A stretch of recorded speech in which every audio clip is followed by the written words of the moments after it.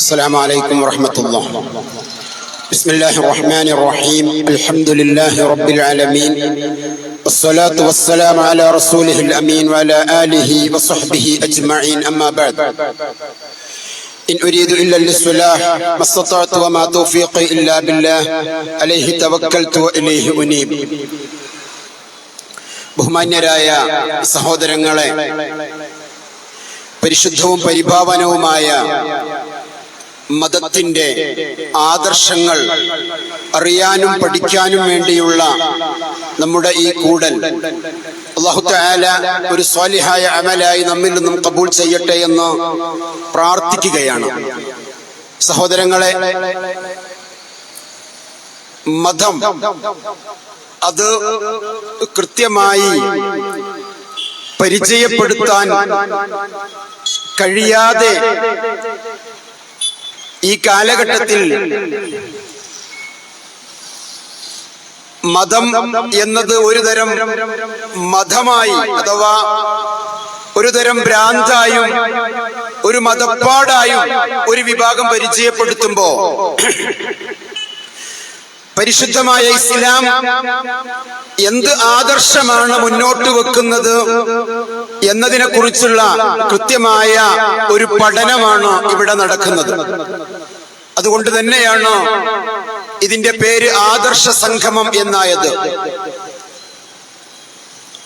ഈ ലോകത്ത് ധാരാളം പ്രത്യയശാസ്ത്രങ്ങളുണ്ട്, ധാരാളം കാഴ്ചപ്പാടുകളുണ്ട്, മതങ്ങളുണ്ട്.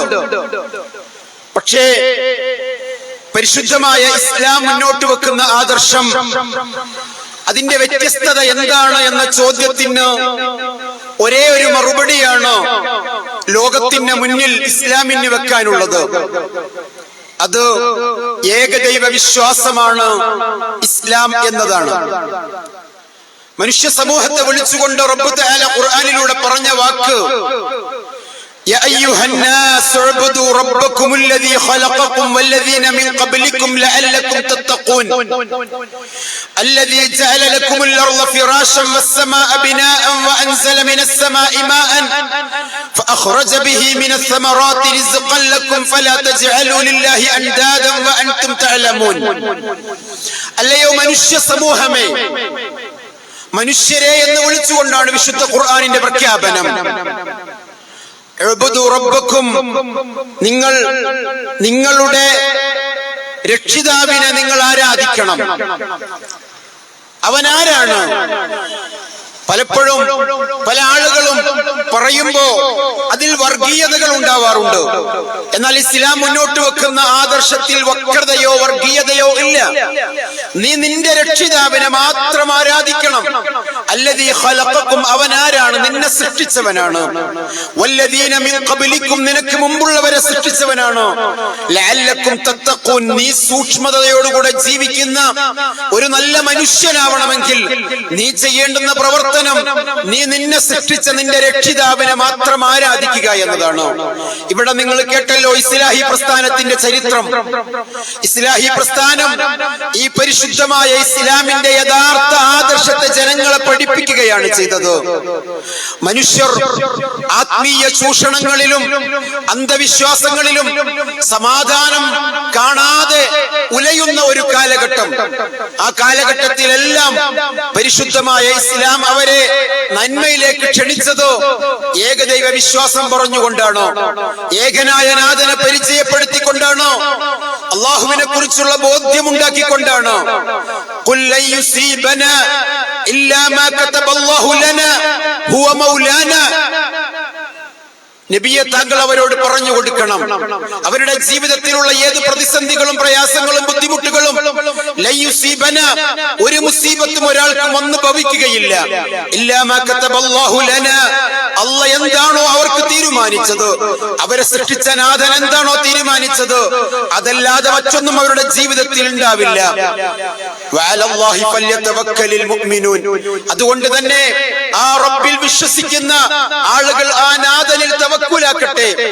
ഈ ബോധ്യമാണ് ഇസ്ലാഹി പ്രസ്ഥാനവും ജനങ്ങളെ പഠിപ്പിച്ച ആദർശം. അതിലേറ്റവും ഒന്നാമത് അത് തന്നെയാണ്. അന്ധവിശ്വാസങ്ങളുടെയും അനാചാരങ്ങളുടെയും ഒരു കൂത്തരങ്ങായി മുന്നിലായി മാറിയിരുന്ന നമ്മുടെ കൈരളിയുടെ മണ്ണിലും നവോത്ഥാന പ്രസ്ഥാനത്തിന്റെ ആളുകൾ മുന്നോട്ട് വെച്ച പരിശുദ്ധമായ തൗഹീദിന്റെ ആദർശം അതായിരുന്നു എന്ന് നിങ്ങൾ ഇവിടെ കേട്ടു. സഹോദരങ്ങളെ, ഒരു വിഭാഗം ആളുകൾ കടന്നു വന്നിട്ട് അവർ പറഞ്ഞ വാക്ക്, നമ്മളൊക്കെ പാപികളാണ്, നമ്മളൊക്കെ ദോഷികളാണ്, നമ്മളൊക്കെ പാവപ്പെട്ടവരാണ്, നമുക്കൊന്നും നേരിട്ട് അള്ളാഹുവിലേക്ക് അടുക്കാൻ കഴിയില്ല. ഇതായിരുന്നു ഒരു കാലത്ത് ഒരു വിഭാഗത്തിന്റെ ആദർശം. അതുകൊണ്ടാണ് ആ ഒരു വിഭാഗം ഇവിടെ ആദർശ സമ്മേളനം എന്ന് പേര് പറഞ്ഞപ്പോൾ അങ്ങനെ ഒരു സമ്മേളനം നടത്തിയിട്ട് പോലും അവരുടെ ആദർശം എന്താണെന്ന് തുറന്നു പറയാൻ അവർക്ക് കഴിഞ്ഞില്ല. വലിയ സങ്കടകരം അതാണ്. ആദർശ സമ്മേളനം എന്ന പേരിൽ നിങ്ങൾ കേട്ടു ഒരു പ്രോഗ്രാം ഇവിടെ. പക്ഷെ അവര് പറയേണ്ടിയിരുന്ന ആദർശം എന്താണ്? എന്തിനാണ് സമസ്ത ഇവിടെ ലോകത്ത് കടന്നു വന്നത്, കേരളത്തിൽ കടന്നു വന്നത് എന്നതിന് അവര് പറഞ്ഞ മറുപടി മഹാന്മാരെ വിളിച്ചു തേടാനാണ്, മഹാന്മാരിലൂടെ നമുക്ക് സമാധാനം ലഭിക്കാനാണ്, മഹാന്മാരിലൂടെ അഭയം കണ്ടെത്താനാണ് ഇവിടെ സമസ്തക്ക് രൂപം കൊടുത്തത് എന്ന് പറഞ്ഞു പിറവി കൊണ്ട ഒരു വിഭാഗം അവരുടെ ആദർശ സമ്മേളനം നടത്തിയിട്ട് ഈ വിഷയത്തിൽ ഇന്നതാണ് ഞങ്ങളുടെ ആദർശം എന്ന് പറയാൻ അവർക്ക് കഴിഞ്ഞിട്ടില്ല. കാരണം ഇന്നതാണ് ഞങ്ങളുടെ ആദർശം, ഞങ്ങളൊക്കെ പാവപ്പെട്ടവരാണ്, അതുകൊണ്ട് തന്നെ ഞങ്ങൾക്ക് നേരിട്ട് റബ്ബിനോടൊന്നും വിളിച്ചാൽ കഴിയില്ല, അതുകൊണ്ട് തന്നെ ഞങ്ങൾ മധ്യവർത്തികളെ സ്വീകരിക്കുന്നവനാണ്, ഞങ്ങൾ മധ്യവർത്തികളെ സ്വീകരിക്കാൻ തെളിവുകൾ ഇന്നതൊക്കെയാണ്, കാരണം ഇന്നതൊക്കെയാണെന്ന് 5ഓളം പണ്ഡിതന്മാർ ഇവിടെ വന്ന് പ്രഭാഷണം നടത്തിയിട്ട് ഒരാൾക്ക് പോലും പറയാൻ കഴിഞ്ഞില്ല. ടൈറ്റിലിൽ മാത്രമായിരുന്നു ആദർശ സമ്മേളനം, സംസാരത്തിൽ ആദർശമുണ്ടായില്ല. അതെന്തുകൊണ്ടാണ് പറയാൻ കഴിയാതെ വരുന്നത് എന്നറിയുമോ? മനസ്സാക്ഷി കുത്തുണ്ടാകും. കാരണം ഒരു വിശ്വാസി 17 തവണ നിർബന്ധമായും ഹൃദയത്തിന്റെ മേലെ കൈവച്ചുകൊണ്ട് അവൻ നടത്തുന്ന ഒരു പ്രതിജ്ഞയുണ്ട്, ഇയ്യാക നഅ്ബുദു വ ഇയ്യാക നസ്തഈൻ. അല്ലാഹുവേ, നിന്നെ മാത്രം ഞങ്ങൾ ആരാധിക്കുന്നു, നിന്നോട് മാത്രം ഞങ്ങൾ സഹായം തേടുന്നു. ഇതാണ് ഒരു മുഅ്മിനിന്റെ വിശ്വാസം. ഒരു മുഅ്മിനിനെ മറ്റുള്ളവരിൽ നിന്ന് വ്യത്യസ്തമാക്കുന്ന വിശ്വാസം അതാണ്. അത് പറഞ്ഞിട്ടാണ് ഇഹ്ദിനസ് സിറാത്തൽ മുസ്തഖീം, മുസ്തഖീമായ ആ മാർഗ്ഗത്തിലൂടെ നീ ഞങ്ങളെ വഴി നടത്തണേ നാഥ. സിറാത്തൽ ലദീന അൻഅംത അലൈഹിം, അത് നീ അനുഗ്രഹം ചെയ്തവരുടെ പാതയാണ്. ഗൈറിൽ മഗ്ലൂബി അലൈഹിം, നിന്റെ കോപത്തിന് പാത്രീഭൂതരായവരുടെ പാതയല്ല. വലല്ലാലീൻ, വഴിപിഴച്ചു പോയ അന്ധവിശ്വാസികളുണ്ട്, അനാചാരക്കാരുണ്ട്, അവരുടെ ഒന്നും പാതയല്ലാതെ സിറാത്തുൽ മുസ്തഖീമിലൂടെ നീ ഞങ്ങളെ വഴി നടത്തണേ. അത് അമ്പിയാക്കളുടെ പാതയാണ്. ആ അമ്പിയാക്കളൊക്കെ പ്രാർത്ഥിച്ചത് ഇയ്യാക നഅ്ബുദു വ ഇയ്യാക നസ്തഈൻ, അല്ലാഹുവേ നിന്നെ മാത്രം ഞങ്ങൾ ആരാധിക്കുന്നു, നിന്നോട് മാത്രം ഞങ്ങൾ സഹായം തേടുന്നു എന്ന ആദർശമാണ്. എന്നാൽ ഇസ്ലാഹി പ്രസ്ഥാനം നടത്തുന്ന ആദർശ സമ്മേളനത്തിൽ ഇസ്ലാമിന്റെ ഒന്നാമത്തെ ആദർശമായി ഞങ്ങൾക്ക് വെട്ടിത്തുറന്ന് പറയാനുള്ളത് ഈ തൗഹീദിന്റെ ആദർശമാണ്. കാരണം എന്താണെന്നറിയോ നിങ്ങൾക്ക്? അള്ളാഹുവിന്റെ ഖുർആനിലൂടെ അല്ലാഹു തആല പ്രവാചകനോട് പറയുന്നുണ്ട്, ഖുൽ നബിയെ താങ്കൾ പറയണം, പ്രഖ്യാപിക്കണം, ഇന്നമാ അദ്ഉ റബ്ബി, ഞാൻ എൻ്റെ റബ്ബിനെ മാത്രമേ വിളിച്ച് തേടുകയുള്ളൂ, വലാ ഉശ്രികു ബിഹി അഹദ, ഞാൻ അവനിൽ ഒരാളെയും പങ്കു ചേർക്കുകയില്ല. ഇതാണ് വിശുദ്ധ ഖുർആനിന്റെ ആദർശം. ഇതൊന്ന് പറയാൻ, നെഞ്ചുറപ്പോടുകൂടെ പറയാൻ ആർക്ക് മാത്രമേ കഴിയൂ എന്നുള്ളത് നമ്മളൊന്ന് ചിന്തിക്കുക. സഹോദരങ്ങളെ, നമുക്കെല്ലാവർക്കും അത് നെഞ്ചുറപ്പോടുകൂടെ പറയാൻ കഴിയണം. മറ്റുള്ളവരിൽ നിന്ന് നമ്മെ വ്യത്യസ്തമാക്കുന്ന പ്രധാനപ്പെട്ട ഘടകം അതാവണം. അത് മുസ്ലിമിന്റെ ഐഡന്റിറ്റി ആവണം. അന്തസ്സോടുകൂടെ അഭിമാനത്തോടുകൂടെ പറയാൻ കഴിയണം, ഇന്നമാ അദ്ഉ റബ്ബി, ഞാൻ എന്റെ റബ്ബിനെ മാത്രമേ വിളിച്ചു തേടുകയുള്ളൂ. കാരണം എന്താ? വലാ ഉശ്രികു ബിഹി അഹദ, അവരിൽ പങ്കു ചേർക്കുന്നവനല്ല ഞാൻ. അല്ലാഹയല്ലാത്ത മറ്റാരെങ്കിലും നിങ്ങൾ വിളിച്ചു തേടിയാൽ അത് അല്ലാഹുവിൽ പങ്കു ചേർക്കലാണ്. ഇത് ലാ ഇലാഹ ഇല്ലല്ലാഹ് മുഹമ്മദുർ റസൂലുള്ളാഹ് എന്നതാണ് ഇസ്ലാമിന്റെ അടിസ്ഥാന തത്വമെന്ന് നമുക്കെല്ലാവർക്കും അറിയാം. എല്ലാ മുസ്ലിം സമൂഹവും ലാ ഇലാഹ ഇല്ലല്ലാഹ് ചൊല്ലുന്നുണ്ട്, അവരൊക്കെ ലാ ഇലാഹ ഇല്ലല്ലാഹ് പറയുന്നുണ്ട്. ഇന്ന് ലാ ഇലാഹ ഇല്ലല്ലാഹ് എന്ന ദിക്ർ ചൊല്ലാത്തവർ ഇല്ല. പല ദിക്ർ ഹൽക്കകൾ കാണാം നമുക്ക്, പല സ്വലാത്ത് മജ്ലിസുകൾ കാണാം നമുക്ക്. മജ്ലിസുൻ നൂർ എന്ന പേരിലും മറ്റു പല മജ്ലിസുകൾ, അവിടെയൊക്കെ ലാ ഇലാഹ ഇല്ലല്ലാഹ് ദിക്ർ ധാരാളം ചൊല്ലപ്പെടുന്നുണ്ട്. എന്നിട്ടും എന്തുകൊണ്ട് ആ ലാ ഇലാഹ ഇല്ലല്ലാഹയുടെ ആദർശം മനസ്സിലാക്കാതെ പോകുന്നു? മഹാനായ മുഹീദ്ദീൻ ശൈഖ് റഹിമഹുല്ലാഹ് ഇവരോടൊരു ചോദ്യം ചോദിക്കുന്നുണ്ട്. മുസ്ലിം സമൂഹത്തോടാണ് ചോദ്യം. യാ ഉലാം, കുഞ്ഞുമോനെ, കൈഫ അൻത തഖൂലു ലാ ഇലാഹ ഇല്ലല്ലാഹ്, നീ എങ്ങനെ ലാ ഇലാഹ ഇല്ലല്ലാഹ് പറയുന്നു? വഫീ ഖൽബിക കം ഇലാഹിൻ, നിന്റെ ഹൃദയത്തിൽ എത്ര ഇലാഹുകളാ? കുല്ലു ശൈഇൻ തഅതമിദു വതസിഖു ബിഹി ദൂനല്ലാഹ്, അല്ലാഹുവിന് പുറമെ നീ ആരിലൊക്കെ അഭയം കണ്ടെത്തുന്നുവോ അതൊക്കെ നിന്റെ ജീവിതത്തിൽ നീ കാണുന്ന വിഗ്രഹങ്ങളാണ്. ലാ യൻഫഉക തൗഹീദുൽ ലിസാൻ, നിന്റെ നാവ് കൊണ്ട് നീ പറയുന്ന ഈ തൗഹീദിന്റെ വചനമുണ്ടല്ലോ, ലാ ഇലാഹ ഇല്ലല്ലാഹ് എന്ന് നീ ധാരാളം പറയുന്നു, അത് നിനക്കൊരു ഉപകാരവും ചെയ്യില്ല. മഅശിർക്കിൽ ഖൽബി, നിന്റെ മനസ്സിൽ ശിർക്കുണ്ട്, ഹൃദയത്തിൽ ശിർക്കുണ്ട്. ഹൃദയത്തിലുള്ള ശിർക്ക് നീ വെച്ചുകൊണ്ട് നീ എത്ര ലാ ഇലാഹ ഇല്ലല്ലാഹ് പറഞ്ഞാലും ഒരു ഉപകാരവുമില്ല. ഇത് പഠിപ്പിച്ച മുഹീദ്ദീൻ ശൈഖിന്റെ വചനങ്ങളെ പോലും കാറ്റിൽ പറത്തിക്കൊണ്ട് ആ മുഹീദ്ദീൻ ശൈഖിനെ തന്നെ 1000 വട്ടം വിളിച്ചു പ്രാർത്ഥിക്കുന്ന പള്ളി മിമ്പറുകളും പള്ളി മിനാരങ്ങളും, ആ പള്ളിയുടെ മിമ്പറിൽ വെച്ച് പോലും ഇജ്അൽ ഖൽബക മസ്ജിദ, നിങ്ങൾ കേട്ടു ഇവിടത്തെ ഉദ്ഘാടന ഭാഷണത്തിൽ, നിന്റെ ഹൃദയം നീ ഒരു പള്ളിയാക്കണം. ഫലാ തദ്ഉ മഅല്ലാഹി അഹദ, അല്ലാഹുവോടൊപ്പം നീ ഒരാളെയും വിളിച്ചു തേടല്ല എന്ന് പഠിപ്പിച്ച ആ മുഹീദ്ദീൻ ശൈഖിന്റെ വാചകങ്ങളെ പോലും കാറ്റിൽ പറത്തിയിട്ട് ആ പള്ളിയുടെ മിമ്പറുകളിലും മിനാരങ്ങളിലും വെച്ച് മിഹ്റാബുകളിലും വെച്ച് ആ മുഹീദ്ദീൻ ശൈഖിനെ തന്നെ 1000 വട്ടം വിളിച്ചു തേടുന്ന ഒരു വിഭാഗം, അവര് വെള്ളക്കുപ്പായക്കാരാണ്, അവര് തലപ്പാവ് ധരിച്ചിട്ടുണ്ടോ, 10 കൊല്ലം പള്ളി ദർസിൽ പോയി പഠിച്ചിട്ടും ബിരുദവും ബിരുദാനന്തര ബിരുദവും എടുത്തിട്ടും അല്ലാഹുവല്ലാത്തവരെ വിളിച്ചു തേടുന്ന മാലകളും മൗലീദുകളും ഖുത്ബിയത്തുകളും റാത്തീബുകളും സമൂഹത്തിൽ പ്രചരിച്ചപ്പോ അവരോടും ഇസ്ലാഹി പ്രസ്ഥാനത്തിന് ആ അമ്പിയാക്കൾ പറഞ്ഞ ദൗത്യം പറയേണ്ടി വന്നു. ഖുൽ ഇന്നമാ അദ്ഉ റബ്ബി, ഞാൻ എന്റെ റബ്ബിനെ മാത്രമേ വിളിച്ചു തേടൂ. വലാ ഉശ്രികു ബിഹി അഹദ, ഞാൻ അവനിൽ ഒരാളെയും പങ്കു ചേർക്കൂല. ഇതാണ് ഇസ്ലാഹി പ്രസ്ഥാനം ഒന്നാമതായി മുന്നോട്ട് വെച്ച ആദർശം. ഈ ആദർശത്തെയാണ് ഇസ്ലാമിന്റെ ആദർശമായി പരിചയപ്പെടുത്തുന്നത്. അതാണ് ഇസ്ലാമിന്റെ ഒന്നാമത്തെ ആദർശം. അതാണ് ലാ ഇലാഹ ഇല്ലല്ലാഹ്, ആരാധനക്കർഹൻ ലാ മഅബൂദ ബിഹഖ്ഖിൻ സിവല്ലാഹ്, അല്ലാഹുവിന് പുറമെ ആരാധനക്ക് മറ്റൊരാളുമില്ല എന്ന പരിശുദ്ധമായ ഇസ്ലാമിന്റെ ആദർശം. അല്ലാഹുവിന്റെ ഖുർആനിൽ അല്ലാഹു പറഞ്ഞു, ഇൻ തദ്ഉഹും, നിങ്ങൾ അവരെ വിളിച്ചു തേടിയാൽ, അല്ലാഹുവിന് പുറമെ ബദരീങ്ങളെയും മുഹീദ്ദീൻ ശൈഖിനെയും അതേപോലെ തന്നെ മമ്പുറം തങ്ങളെയും മറ്റു മഹാന്മാരെയും ഒക്കെ നിങ്ങൾ വിളിച്ചു തേടുന്നു. വിശുദ്ധ ഖുർആനിൽ അല്ലാഹു പറയും, ഇൻ തദ്ഉഹും, അല്ലാഹു പറയുന്നത്, നിങ്ങൾ അവരെ വിളിച്ചു തേടിയാൽ ലാ യസ്മഉ ദുആഅക്കും, നിങ്ങളുടെ തേട്ടം അവർ കേൾക്കില്ല.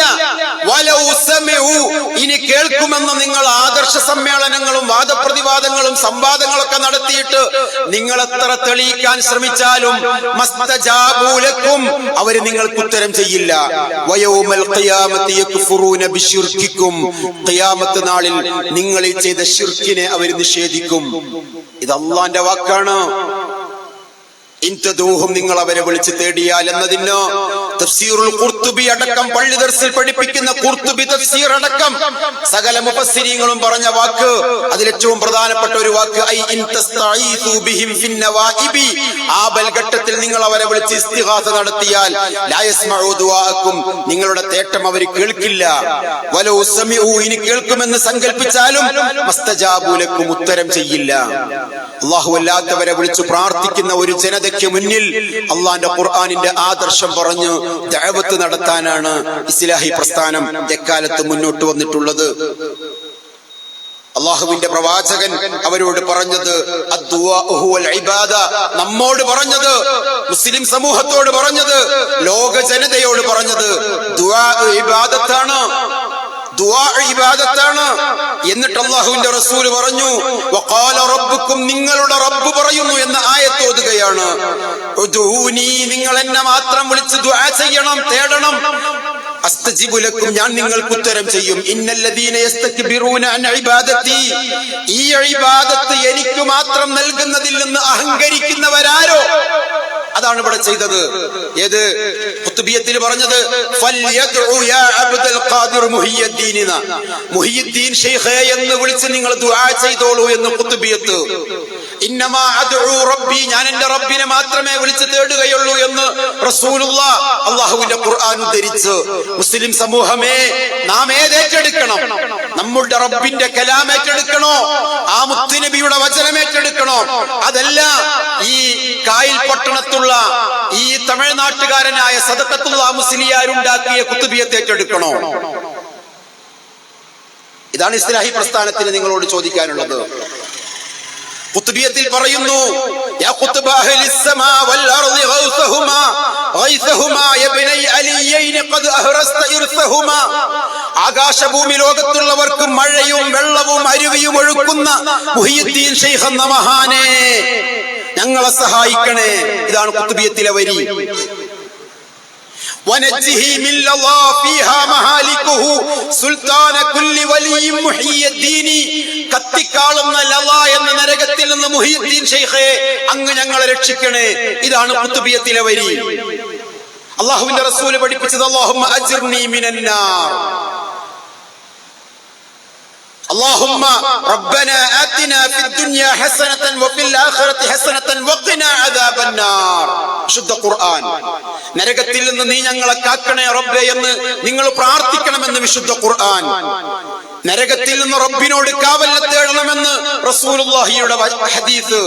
ഖുത്ബിയത്തിൽ പറയുന്നു, കത്തിക്കാളുന്ന നരകത്തിൽ നിന്ന് നിങ്ങളെ രക്ഷിക്കുന്നത് മുഹിയുദ്ദീൻ ശൈഖാണ്. അതുകൊണ്ട് തന്നെ ഫൽയദ്ഉ, നിങ്ങൾ ദുആ ചെയ്തോളൂ, യാ അബ്ദുൽ ഖാദിർ ജീലാനി, മുഹിയുദ്ദീൻ ശൈഖാകുന്ന അബ്ദുൽ ഖാദിർ ജീലാനി ഞങ്ങളെ സഹായിക്കണേ എന്ന്. ഏതേറ്റെടുക്കണം? മുസ്ലിം സമൂഹമേ, ചിന്തിക്കുക.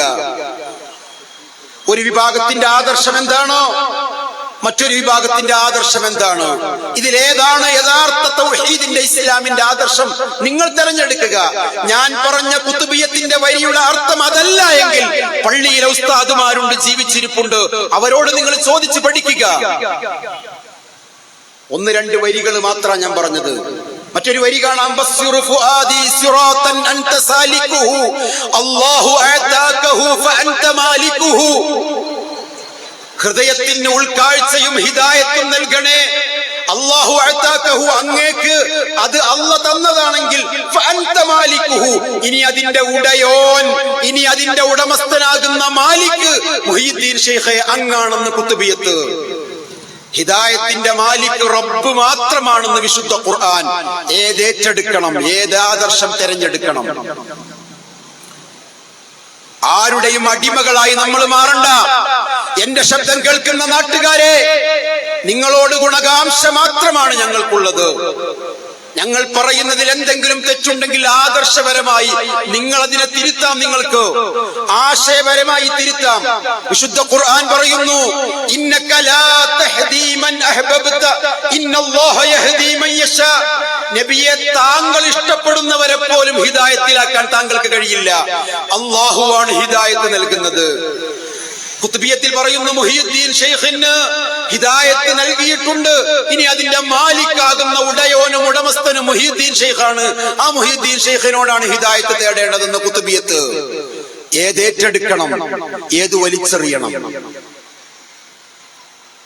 റബ്ബിനോട് ഇന്നേ വരെ ഹൃദയത്തിന്റെ മേലെ കൈയും വെച്ച് ഇഹ്ദിനസ് സിറാത്തൽ മുസ്തഖീം എന്ന് പറഞ്ഞ സത്യവിശ്വാസി അവനേതേറ്റെടുക്കണം? അല്ലാഹ് തന്ന ബുദ്ധി കൊണ്ടൊന്ന് ചിന്തിക്കുക. അല്ലാഹുവിന്റെ പ്രവാചകൻ പറയുകയാണ്, ലാ യഗ്ഫിറു ദുനൂബ ഇല്ലല്ലാഹ്, ദോഷം പൊറുക്കാൻ അല്ലാഹയല്ലാതെ മറ്റാരുമില്ല. ലാ യഗ്ഫിറു ദുനൂബ ഇല്ലാ അൻത, റബ്ബേ നീയല്ലാതെ ദോഷം പൊറുക്കാൻ മറ്റാരുമില്ല എന്ന് അല്ലാഹുവിന്റെ റസൂൽ നമ്മെ പഠിപ്പിക്കുമ്പോ മങ്കൂസ് മൗലിദിൽ പറയുന്നു, ഇർതകബതു അലൽ ഖതാ ഗൈറ ഹസനിൻ വഅദദ് ലക അഷ്കു ഫീഹി യാ സയ്യിദി ഖൈറൻ നബി, ധാരാളം തെറ്റുകൾ ഞാൻ ചെയ്തു പോയി നബിയെ, അങ്ങയോട് ഞാൻ അന്യായം ബോധിപ്പിക്കുന്നു, അങ്ങയോട് അന്യായം ബോധിപ്പിക്കുന്നു. വിശുദ്ധ ഖുർആൻ.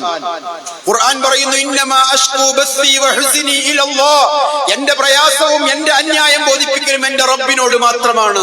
ഏതേറ്റെടുക്കണം? ഏത് ആദർശം പിൻപറ്റണം? ഇവിടെയാണ് നമ്മൾ ചിന്തിക്കേണ്ടത്.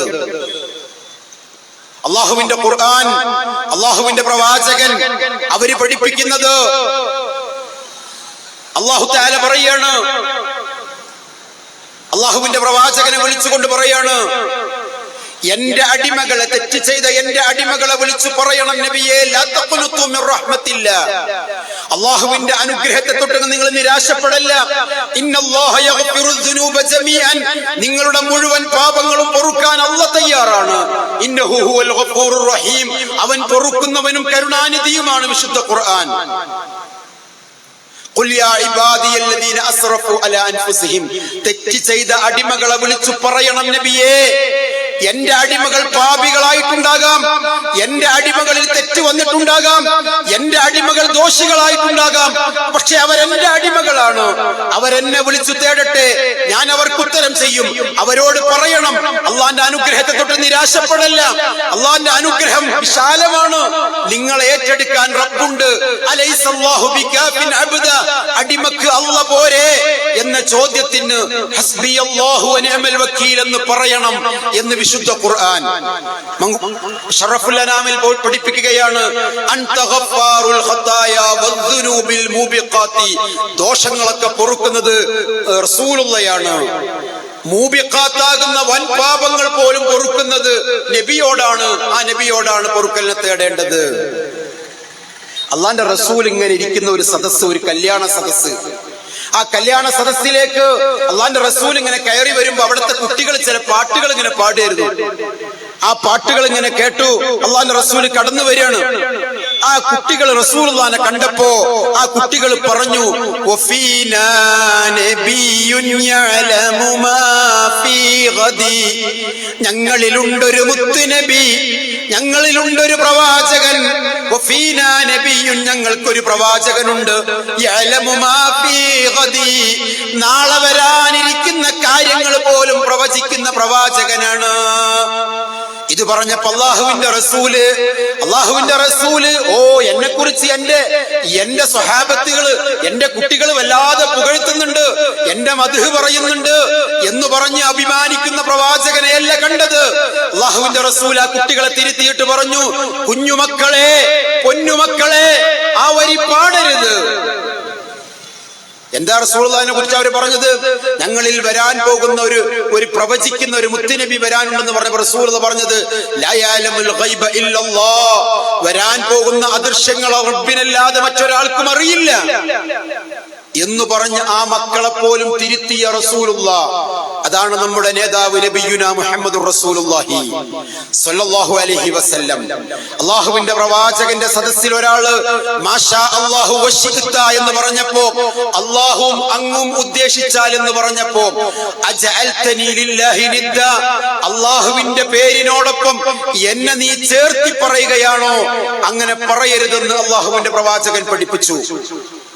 സഹോദരങ്ങളെ, അള്ളാഹുവിന്റെ റസൂൽ സല്ലല്ലാഹു അലൈഹി വസല്ലമ തൗഹീദിന് എത്ര സ്ഥാനം കൊടുത്തു എന്നത് നമുക്ക് ബോധ്യമുണ്ടാവണം. ആരുടെയും കൂടെ നമ്മൾ പോകണ്ട, ഒരു കക്ഷിത്വത്തിന്റെയും പിന്നാലെ നിങ്ങൾ പോകണ്ട, ഒരു പാർട്ടിയുടെയും സംഘടനയുടെയും പിന്നാലെ പോകണ്ട. ഞാൻ ഈ പറയുന്നത് മുഴുവനും അള്ളാഹുവിന്റെ ഖുർആനും റസൂലുള്ളാഹിന്റെ സുന്നത്തിൽ നിന്നുമാണ്. ഇത് നിങ്ങളൊന്ന് പഠിക്കാൻ തയ്യാറാവുക. ആ റബ്ബിന്റെ റസൂലിനെ പോലും അങ്ങേയറ്റം പുകഴ്ത്തിയിട്ട് പറയാൻ പാടില്ലാത്തത് പോലും റസൂലുള്ളാഹിന്റെ പേരിൽ പറഞ്ഞിട്ട് അല്ലാഹുവിന്റെ റസൂൽ പറഞ്ഞല്ലോ, ലാ തത്റൂനി കമാ അത്റത്തിൻ നസാറ ഈസ ഇബ്നു മറിയം, ഈസാ നബിയുടെ ജനത ഈസാ നബിയെ പുകഴ്ത്തിയതുപോലെ, യേശുവിന്റെ ജനത യേശുവിനെ പുകഴ്ത്തിയതുപോലെ നിങ്ങൾ എന്നെ പുകഴ്ത്തരുത്. എന്നെ കുറിച്ച് നിങ്ങൾ പറയേണ്ടത് അബ്ദുല്ലാഹി വ റസൂലു, അല്ലാഹുവിന്റെ അടിമയും റസൂലും എന്ന് മാത്രമേ നിങ്ങൾ പറയാവൂ എന്ന് പഠിപ്പിച്ച നേതാവിന്റെ ആ വചനങ്ങൾ പോലും കാറ്റിൽ പറത്തിയിട്ടാണ് അല്ലാഹുവിന്റെ റസൂലിന്റെ പേരിൽ ഇല്ലാത്ത കഥകൾ, കെട്ടുകഥകൾ പറഞ്ഞു വരുത്തുന്നത്. സഹോദരങ്ങളെ, അവിടെ നിന്നൊക്കെ മാറിയിട്ട് ഇന്ന് നമുക്കറിയാം, ഇസ്ലാമിനെ വളരെ മോശമായി ജനങ്ങൾക്ക് മുന്നിൽ പരിഹാസ്യ രൂപേണ പരിചയപ്പെടുത്തുന്ന രീതിയിൽ വെള്ളക്കുപ്പായവും വെള്ള വസ്ത്രവും ധരിച്ച് തലപ്പാവും ധരിച്ച് 10 കൊല്ലം പള്ളി ദർസിൽ പോയി പോലും പഠിച്ച് ബിരുദവും ബിരുദാനന്തര ബിരുദവും എടുത്ത ആളുകൾ വലിയ തർക്കത്തിലാണ്. എന്താ തർക്കം എന്നറിയോ നിങ്ങൾക്ക്? ചെറിയ തർക്കമല്ല, ലോകം നിയന്ത്രിക്കുന്നത് ആരാണെന്നാ തർക്കം.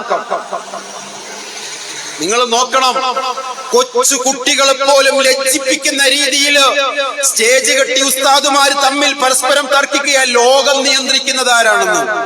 ഒരു ടീം പറയുന്നു ലോകം നിയന്ത്രിക്കുന്നത് നമ്മുടെ കോഴിക്കോടുള്ള ചിറ്റടി മീത്തലിൽ ജനിച്ച് മരിച്ചുപോയ CM മടവൂർ എന്ന് പറയുന്ന ഒരു വ്യക്തിയാണ് ലോകം നിയന്ത്രിക്കുന്നത്.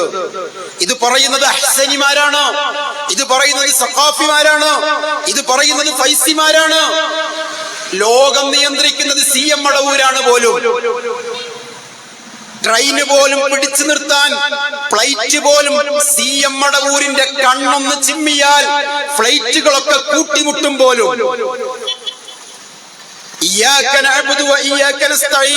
അല്ലാഹുവേ, നിന്നെ മാത്രം ഞങ്ങൾ ആരാധിക്കുന്നു, നിന്നോട് മാത്രം ഞങ്ങൾ സഹായം തേടുന്നു എന്ന് പറഞ്ഞ സത്യവിശ്വാസി അവന്റെ ഈ ജാതിയുള്ള മായാവിക്കഥയും അബദ്ധജടിലമായ ധാരണകളും പറഞ്ഞു പരത്താൻ വേണ്ടി സ്റ്റേജുകളും പേജുകളും ചിലവഴിക്കുമ്പോ ഇസ്ലാഹി പ്രസ്ഥാനത്തിന്റെ ദൗത്യ നിർവഹണം മാത്രമാണ്.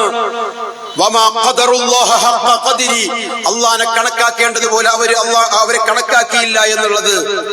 അല്ലാഹ് പറയാണ്, ലഹു ദഅവത്തുൽ ഹഖ്, യഥാർത്ഥത്തിൽ പ്രാർത്ഥനക്കർഹൻ അല്ലാഹ് മാത്രമാണ്. വല്ലദീന യദ്ഊന മിൻ ദൂനിഹി, അല്ലാഹുവിന് പുറമെ നിങ്ങൾ ഈ വിളിച്ചു പ്രാർത്ഥിക്കപ്പെടുന്ന ആളുകൾ, ലാ യസ്തജീബൂന ലഹും ബിശൈഇൻ, ഒരു വസ്തുവും നിങ്ങൾക്ക് അവർ ഉത്തരം ചെയ്യുകയില്ല. ഒരു ഉപകാരവും ഒരു ഉപദ്രവവും ചെയ്യാൻ അവർക്ക് കഴിയില്ല. അതുകൊണ്ട് തന്നെ നിങ്ങൾ അവരെ വിളിച്ച് തേടല്ല. അല്ലാഹുവോടൊപ്പം നിങ്ങൾ ഒരാളെയും വിളിച്ച് തേടല്ല. അല്ലാഹുവിന്റെ പ്രവാചകനോട് അല്ലാഹു പറയാം, അന്ധവിശ്വാസങ്ങളുടെയും അനാചാരങ്ങളുടെയും കൂത്തരങ്ങിൽ ആത്മീയതയുടെ സമാധാനം തേടി വരുന്ന എന്റെ അടിമകളെ വിളിച്ചു പറയണം നബിയെ, എന്നെ കുറിച്ച് എന്റെ അടിമകൾ ചോദിച്ചാൽ അവരോട് പറയണം, ഞാൻ അവരുടെ സമീപസ്ഥനാണ്. പ്രാർത്ഥിക്കുന്നവർ എന്നെ നേരിട്ട് വിളിച്ച് തേടട്ടെ, എനിക്കും അവർക്കും ഇടയിൽ എനിക്കും അവർക്കും ഇടയിൽ ഒരു വാസിത്തയും വേണ്ട, ഒരു മധ്യവർത്തിയും വേണ്ട. കാരണം ഞാൻ അവരുടെ ജീവനാഡിയേക്കാൾ അടുത്തുണ്ട്, ഞാൻ അവരുടെ ജീവനാഡിയേക്കാൾ അടുത്തുണ്ട്. കാരണം ലഖദ് ഖലഖനൽ ഇൻസാൻ, നാമാണ് അവനെ സൃഷ്ടിച്ചത്. വനഅലമു മാ തുവസ്വിസു ബിഹി നഫ്സു, അവന്റെ മനസ്സിൽ പോലും മന്ത്രിക്കുന്നത് എനിക്കറിയാം. വനഹനു അഖറബു ഇലൈഹി മിൻ ഹബ്ലിൽ വരീദ്, അവന്റെ ജീവനാഡിയേക്കാൾ അടുത്തുള്ള ഞാൻ ഉണ്ടാകുമ്പോ അവരോട് എന്നെ കുറിച്ച് പറയണം, ഞാൻ സമീപസ്ഥനാണ്, അവരെന്നെ വിളിച്ച് നേരിട്ട് തേടട്ടെ. വിശുദ്ധ ഖുർആൻ. ഇവിടെ പ്രഭാഷണം നടത്തിയ ഒരു വിഭാഗം 2 ആഴ്ച മുന്നേ സമസ്തയുടെ ഒരു വിഭാഗം ഒരു പ്രോഗ്രാം നടത്തിയല്ലോ. അവരുടെ നേതാവ് പറഞ്ഞ ആദർശം എന്താണെന്നറിയോ നിങ്ങൾക്ക്? അതിന്നും വൈറലാണ്. അദ്ദേഹം പറഞ്ഞത് ഒരു കുട്ടിയുടെ ചോദ്യമാണ്. ഒരു മുത്തഅല്ലിമ ചോദിക്കുകയാണ്, നമ്മൾ സാധാരണ ഈ മഹാന്മാരെ വിളിച്ച് തേടുന്നത് വലിയ പുണ്യമുള്ള കാര്യമാണെന്ന് പറയുന്നത് അനുവദനീയാണെന്നല്ല പറയുന്നുള്ളൂ, പിന്നെ എന്തിനാ നമ്മൾ അതിന്റെ പിന്നാലെ കൂടുന്നതെന്ന് ചോദിച്ചപ്പോ അദ്ദേഹം കൊടുത്ത മറുപടി, അബ്ദുൽ ഹമീദ് ഫൈസി അമ്പലക്കട വന്ന ബഹുമാന്യ പണ്ഡിതൻ കൊടുത്ത മറുപടി, അത് KSRTC ബസ് പോയാലും ബെൻസ് കാറ് പോയാലും നമ്മൾ കോഴിക്കോട്ടേക്ക് പോയാൽ അല്ലെങ്കിൽ തിരുവനന്തപുരത്ത് പോയാൽ അവിടെ എത്തൂലേ. പക്ഷേ അള്ളാനോട് തേടുന്നത് ഏതാണ്? അത് അദ്ദേഹം പറയുന്ന ആശയം അള്ളാനോട് KSRTC പോണമായിരുന്നില്ല, ബെൻസ് കാറ് കയറിയാൽ പെട്ടെന്ന് എത്തുമല്ലോ. നോക്കണം നിങ്ങൾ, അള്ളാനെ ഉപമിച്ചത് എന്തിനോട്? അതുപോലെ തന്നെ അള്ളാഹുവിന് പുറമെയുള്ള ഈ പറയപ്പെടുന്ന മരണപ്പെട്ടു പോയ മഹാത്മാക്കളെ ഉപമിച്ചത് എന്തിനോട്? മറ്റൊരാൾ പറഞ്ഞത് ട്രാൻസ്ഫോർമറിൽ നിന്ന് നമുക്ക് നേരിട്ട് കറണ്ട് എടുക്കാൻ പറ്റില്ലല്ലോ, നമുക്കത് ഡൈല്യൂട്ട് ചെയ്ത് എടുക്കണ്ടേ. അതുകൊണ്ട് തന്നെ നമുക്ക് നേരിട്ട് വിളിച്ച് തേടിയാൽ നമുക്ക് കിട്ടൂല എന്ന് മാത്രമല്ല, നമ്മളാകെ തകർന്നു പോവും. അള്ളാഹ് പറയാണ്, എന്റെ അടിമകൾ എന്നെ കുറിച്ച് ചോദിച്ചാൽ അവരോട് പറയണം ഞാൻ സമീപസ്ഥനാണ്. ഞാൻ നേരത്തെ ഓതി വെച്ച ആയത്ത്, ഖുൽ യാ ഇബാദിയല്ലദീന അസ്റഫു അലാ അൻഫുസിഹിം, സ്വയം ശരീരങ്ങളോട് തെറ്റ് ചെയ്ത എന്റെ അടിമകളെ വിളിച്ച് പറയണം നബിയെ, ലാ തഖ്നതു മിർ റഹ്മത്തില്ലാ, അല്ലാഹുവിന്റെ അനുഗ്രഹത്തെ തൊട്ട് നിങ്ങൾ നിരാശപ്പെടരുത്. ഇന്നല്ലാഹ യഗ്ഫിറു ദുനൂബ ജമീഅൻ, മുഴുവൻ പാപങ്ങളും പൊറുക്കാൻ അല്ലാഹ് തയ്യാറാണ്. ഇന്നഹു ഹുവൽ ഗഫൂറുർ റഹീം, അല്ലാഹ് പൊറുക്കുന്നവനും കരുണാനിധിയുമാണ്. റബ്ബിന്റെ റബ്ബ് പോരെ നമുക്കെന്ന ചോദ്യത്തിന് നെഞ്ചുറപ്പോടുകൂടെ പറയാൻ കഴിയണം മുഅ്മിനേ, ഹസ്ബിയല്ലാഹു വനിഅമൽ വക്കീൽ, എനിക്കെന്റെ റബ്ബ് മതി. മുത്തുനബി സ്വഹാബത്തിന് ഒരു കഥ പറഞ്ഞു കൊടുക്കുകയാണ്. എന്താ കഥ എന്നറിയാം നിങ്ങൾക്ക്? ഒരാൾ ഇങ്ങനെ ഒരു യാത്ര പോവാണ്. ആ യാത്രയില്, ആ മരുഭൂമിയില് അയാളുടെ വാഹനം നഷ്ടപ്പെടുകയാണ്. ആ വാഹനപ്പുറത്ത് ഭക്ഷണമുണ്ട്, വെള്ളമുണ്ട്, എല്ലാ സൗകര്യമുണ്ട്. ആ വാഹനം നഷ്ടപ്പെടുകയാണ്. ആ മരുഭൂമിയിൽ വാഹനം നഷ്ടപ്പെട്ടു. ആ വാഹനം നഷ്ടപ്പെട്ടപ്പോ അദ്ദേഹം എന്ത് ചെയ്തു? അദ്ദേഹം കുറെ തെരഞ്ഞു നടന്നു, കിട്ടിയില്ല. അങ്ങനെ അദ്ദേഹം മയങ്ങിപ്പോയി. ഉറക്കത്തിൽ നിന്ന് മയക്കത്തിൽ നിന്ന് നോക്കുമ്പോ മുന്നിൽ അതാ വാഹനം. ആ വാഹനം കണ്ട സന്തോഷത്തിൽ അദ്ദേഹം പറഞ്ഞു, അല്ലാഹുമ്മ അൻത അബ്ദി അന റബ്ബുക്, അല്ലാഹുവേ നീ എന്റെ റബ്ബും ഞാൻ നിന്റെ അടിമയും തന്നെയാണെന്ന് പറയേണ്ടതിന് പകരം സന്തോഷം കൊണ്ട് ജീവൻ തിരിച്ചു കിട്ടിയ സന്തോഷത്തിന്റെ ആധിക്യത്തിൽ ഈ വ്യക്തി പറഞ്ഞു പോയി, അല്ലാഹുവേ നീ എന്റെ അടിമയും ഞാൻ നിന്റെ റബ്ബുമാണ്. സന്തോഷം കൊണ്ട് നാവ് പെടപെടച്ചു. നമ്മളെ നാട്ടില് ചില ആൾക്കാർ പറയുമ്പോ ചിലപ്പം ചില വാക്കുകൾ തെറ്റിപ്പോവാറുണ്ട് എന്നതുപോലെ സന്തോഷാധിക്യത്താൽ നാവ് പെടച്ചു. റസൂൽ പറയാണ്, ആ വ്യക്തിയുടെ സന്തോഷം നിങ്ങൾ കളക്കാൻ പറ്റുമോ? അതിനേക്കാൾ വലിയ സന്തോഷമാണ് തെറ്റ് ചെയ്ത അടിമ തൗബ ചെയ്യുമ്പോ അല്ലാഹുള്ളത്. വനഹനു അഖറബു ഇലൈഹി മിൻ ഹബ്ലിൽ വരീദ്, ജീവനാഡിയേക്കാൾ ഞാൻ അവനോട് അടുത്താണ്. തെറ്റ് ചെയ്ത അടിമകളെ വിളിച്ച് പറയണം, അവരടുത്ത് പോയിട്ട് ഇവരടുത്ത് പോയിട്ട് മധ്യവർത്തികളെ സ്വീകരിച്ചിട്ട് ഇന്ന ആൾക്കാരെ പിന്നാലെ പോവാനല്ല, അവരെന്നോട് വിളിച്ച് തേടട്ടെ, ഞാൻ അവർക്ക് ഉത്തരം ചെയ്യും. ഈ തൗഹീദിന്റെ നിർഭയത്വമാണ് ഇസ്ലാഹി പ്രസ്ഥാനം പഠിപ്പിച്ചത്. അല്ലദീന ആമനു, ആരാണ് യഥാർത്ഥ മുഅ്മിൻ? ആദാന ആദർശമുള്ളവൻ, യഥാർത്ഥ ആദർശ വിശ്വാസി ആരാണ്? വലം യൽബിസു ഈമാനഹും ബിളുൽമ്, അവരുടെ ഈമാനിൽ ഒരിക്കൽ പോലും ദുൽമാകുന്ന ശിർക്കിന്റെ ലാഞ്ചന പോലും കലരാൻ പാടില്ല. ജീവിതത്തിൽ ഒരിക്കൽ പോലും അല്ലാത്തവരെ വിളിച്ച് തേടാൻ പാടില്ല. ഏത് പ്രതിസന്ധി പ്രയാസഘട്ടത്തിലും റബ്ബല്ലാത്ത ഒരാളെ കുറിച്ചും ചിന്തിക്കാൻ പറ്റൂല. അവരുടെ ഈമാനിൽ ദുൽമ് കലരാതിരുന്നാൽ ഉലൈക ലഹുമുൽ അംൻ, അവർക്കാണ് നിർഭയത്വം ഉണ്ടാവുക. വഹും മുഹ്തദൂൻ, അവരാണ് സന്മാർഗം സിദ്ധിച്ചവരാവുക. ഈ ആദർശമാണ് ഇസ്ലാഹി പ്രസ്ഥാനം പഠിപ്പിച്ചത്. അതിനപ്പുറത്തേക്ക് ആ സമയത്താണ് പല ദുർവ്യാഖ്യാനങ്ങളും പറഞ്ഞുകൊണ്ട് അള്ളാഹുവിന്റെ മാർഗത്തിൽ നിന്ന് ഭിന്നിപ്പിക്കാൻ വേണ്ടി ചില ആളുകൾ കടന്നു വന്നത്. അവർ കൊണ്ടുവന്ന ധാരണകളിൽ പലതും ശിർക്കിന്റെ വിശ്വാസങ്ങളായിരുന്നു, അപകടകരമായ വാദങ്ങളായിരുന്നു. അതിൽപ്പെട്ട ചില വാദങ്ങളാണ് നിങ്ങൾ കേട്ടത്. അതുമാത്രമല്ല അവര് പറഞ്ഞത്, ഈ മഹാന്മാരിലൂടെയല്ലാതെ നമുക്ക് റബ്ബിലേക്ക് അടുക്കാൻ കഴിയില്ല. ലോകത്ത് കഴിഞ്ഞു പോയ അന്ധവിശ്വാസത്തിന്റെയും അനാചാരത്തിന്റെയും ബഹുദൈവാരാധകരുടെയും വാദങ്ങൾ മുഴുവനും ഇങ്ങനെ തന്നെയാണോ? മക്കത്തെ മുശ്രിക്കീങ്ങളോടൊരു ചോദ്യമുണ്ട്. എന്റെ ശബ്ദം ശ്രവിക്കുന്ന നിഷ്പക്ഷരായ ആളുകളെ നിങ്ങളൊന്ന് പഠിക്കുക. എന്തായിരുന്നു മക്കത്തെ മുശ്രിക്കുകളുടെ വിശ്വാസം? ആകാശഭൂമികളെ സൃഷ്ടിച്ചവനാര്? പരിപാലിക്കുന്നവനാര്? മഴ വർഷിപ്പിക്കുന്നവനാര്? സസ്യങ്ങളെ മുളപ്പിക്കുന്നവനാര്? ലോകം നിയന്ത്രിക്കുന്നവനാര്? ഈ ചോദ്യത്തിന് മുഴുവനും മക്കത്തെ മുശ്രിക്കുകൾ പറഞ്ഞ മറുപടി അള്ളയാണെന്നാണ്. അള്ള മാത്രമാണെന്നാണ് അവർ മറുപടി പറഞ്ഞത്. അള്ള തന്നെയാണെന്നാണ് അവർ മറുപടി പറഞ്ഞത്. എന്നുള്ളത് അവരോട് ചോദിക്കുന്നുണ്ട്. നിങ്ങൾ എന്തുകൊണ്ടാണ് പിന്നെ ആ അള്ളാഹുവിൽ നിന്നും തെറ്റിയിട്ട് മറ്റുള്ളവരെ വിളിച്ച് തേടുന്നത്, മറ്റുള്ളവരെ ആരാധിക്കുന്നത്, മറ്റുള്ളവരോട് പ്രാർത്ഥിക്കുന്നത്? അവര് പറഞ്ഞ മറുപടി, ഈ മഹാന്മാര്, ഈ ലാത്തയും ഉസ്സയും ഇബ്രാഹിം നബിയും ഒക്കെ ഞങ്ങൾക്ക് റബ്ബിന്റെ അടുക്കൽ ശുപാർശ പറയുമെന്ന വിശ്വാസം ഞങ്ങൾക്കുള്ളൂ.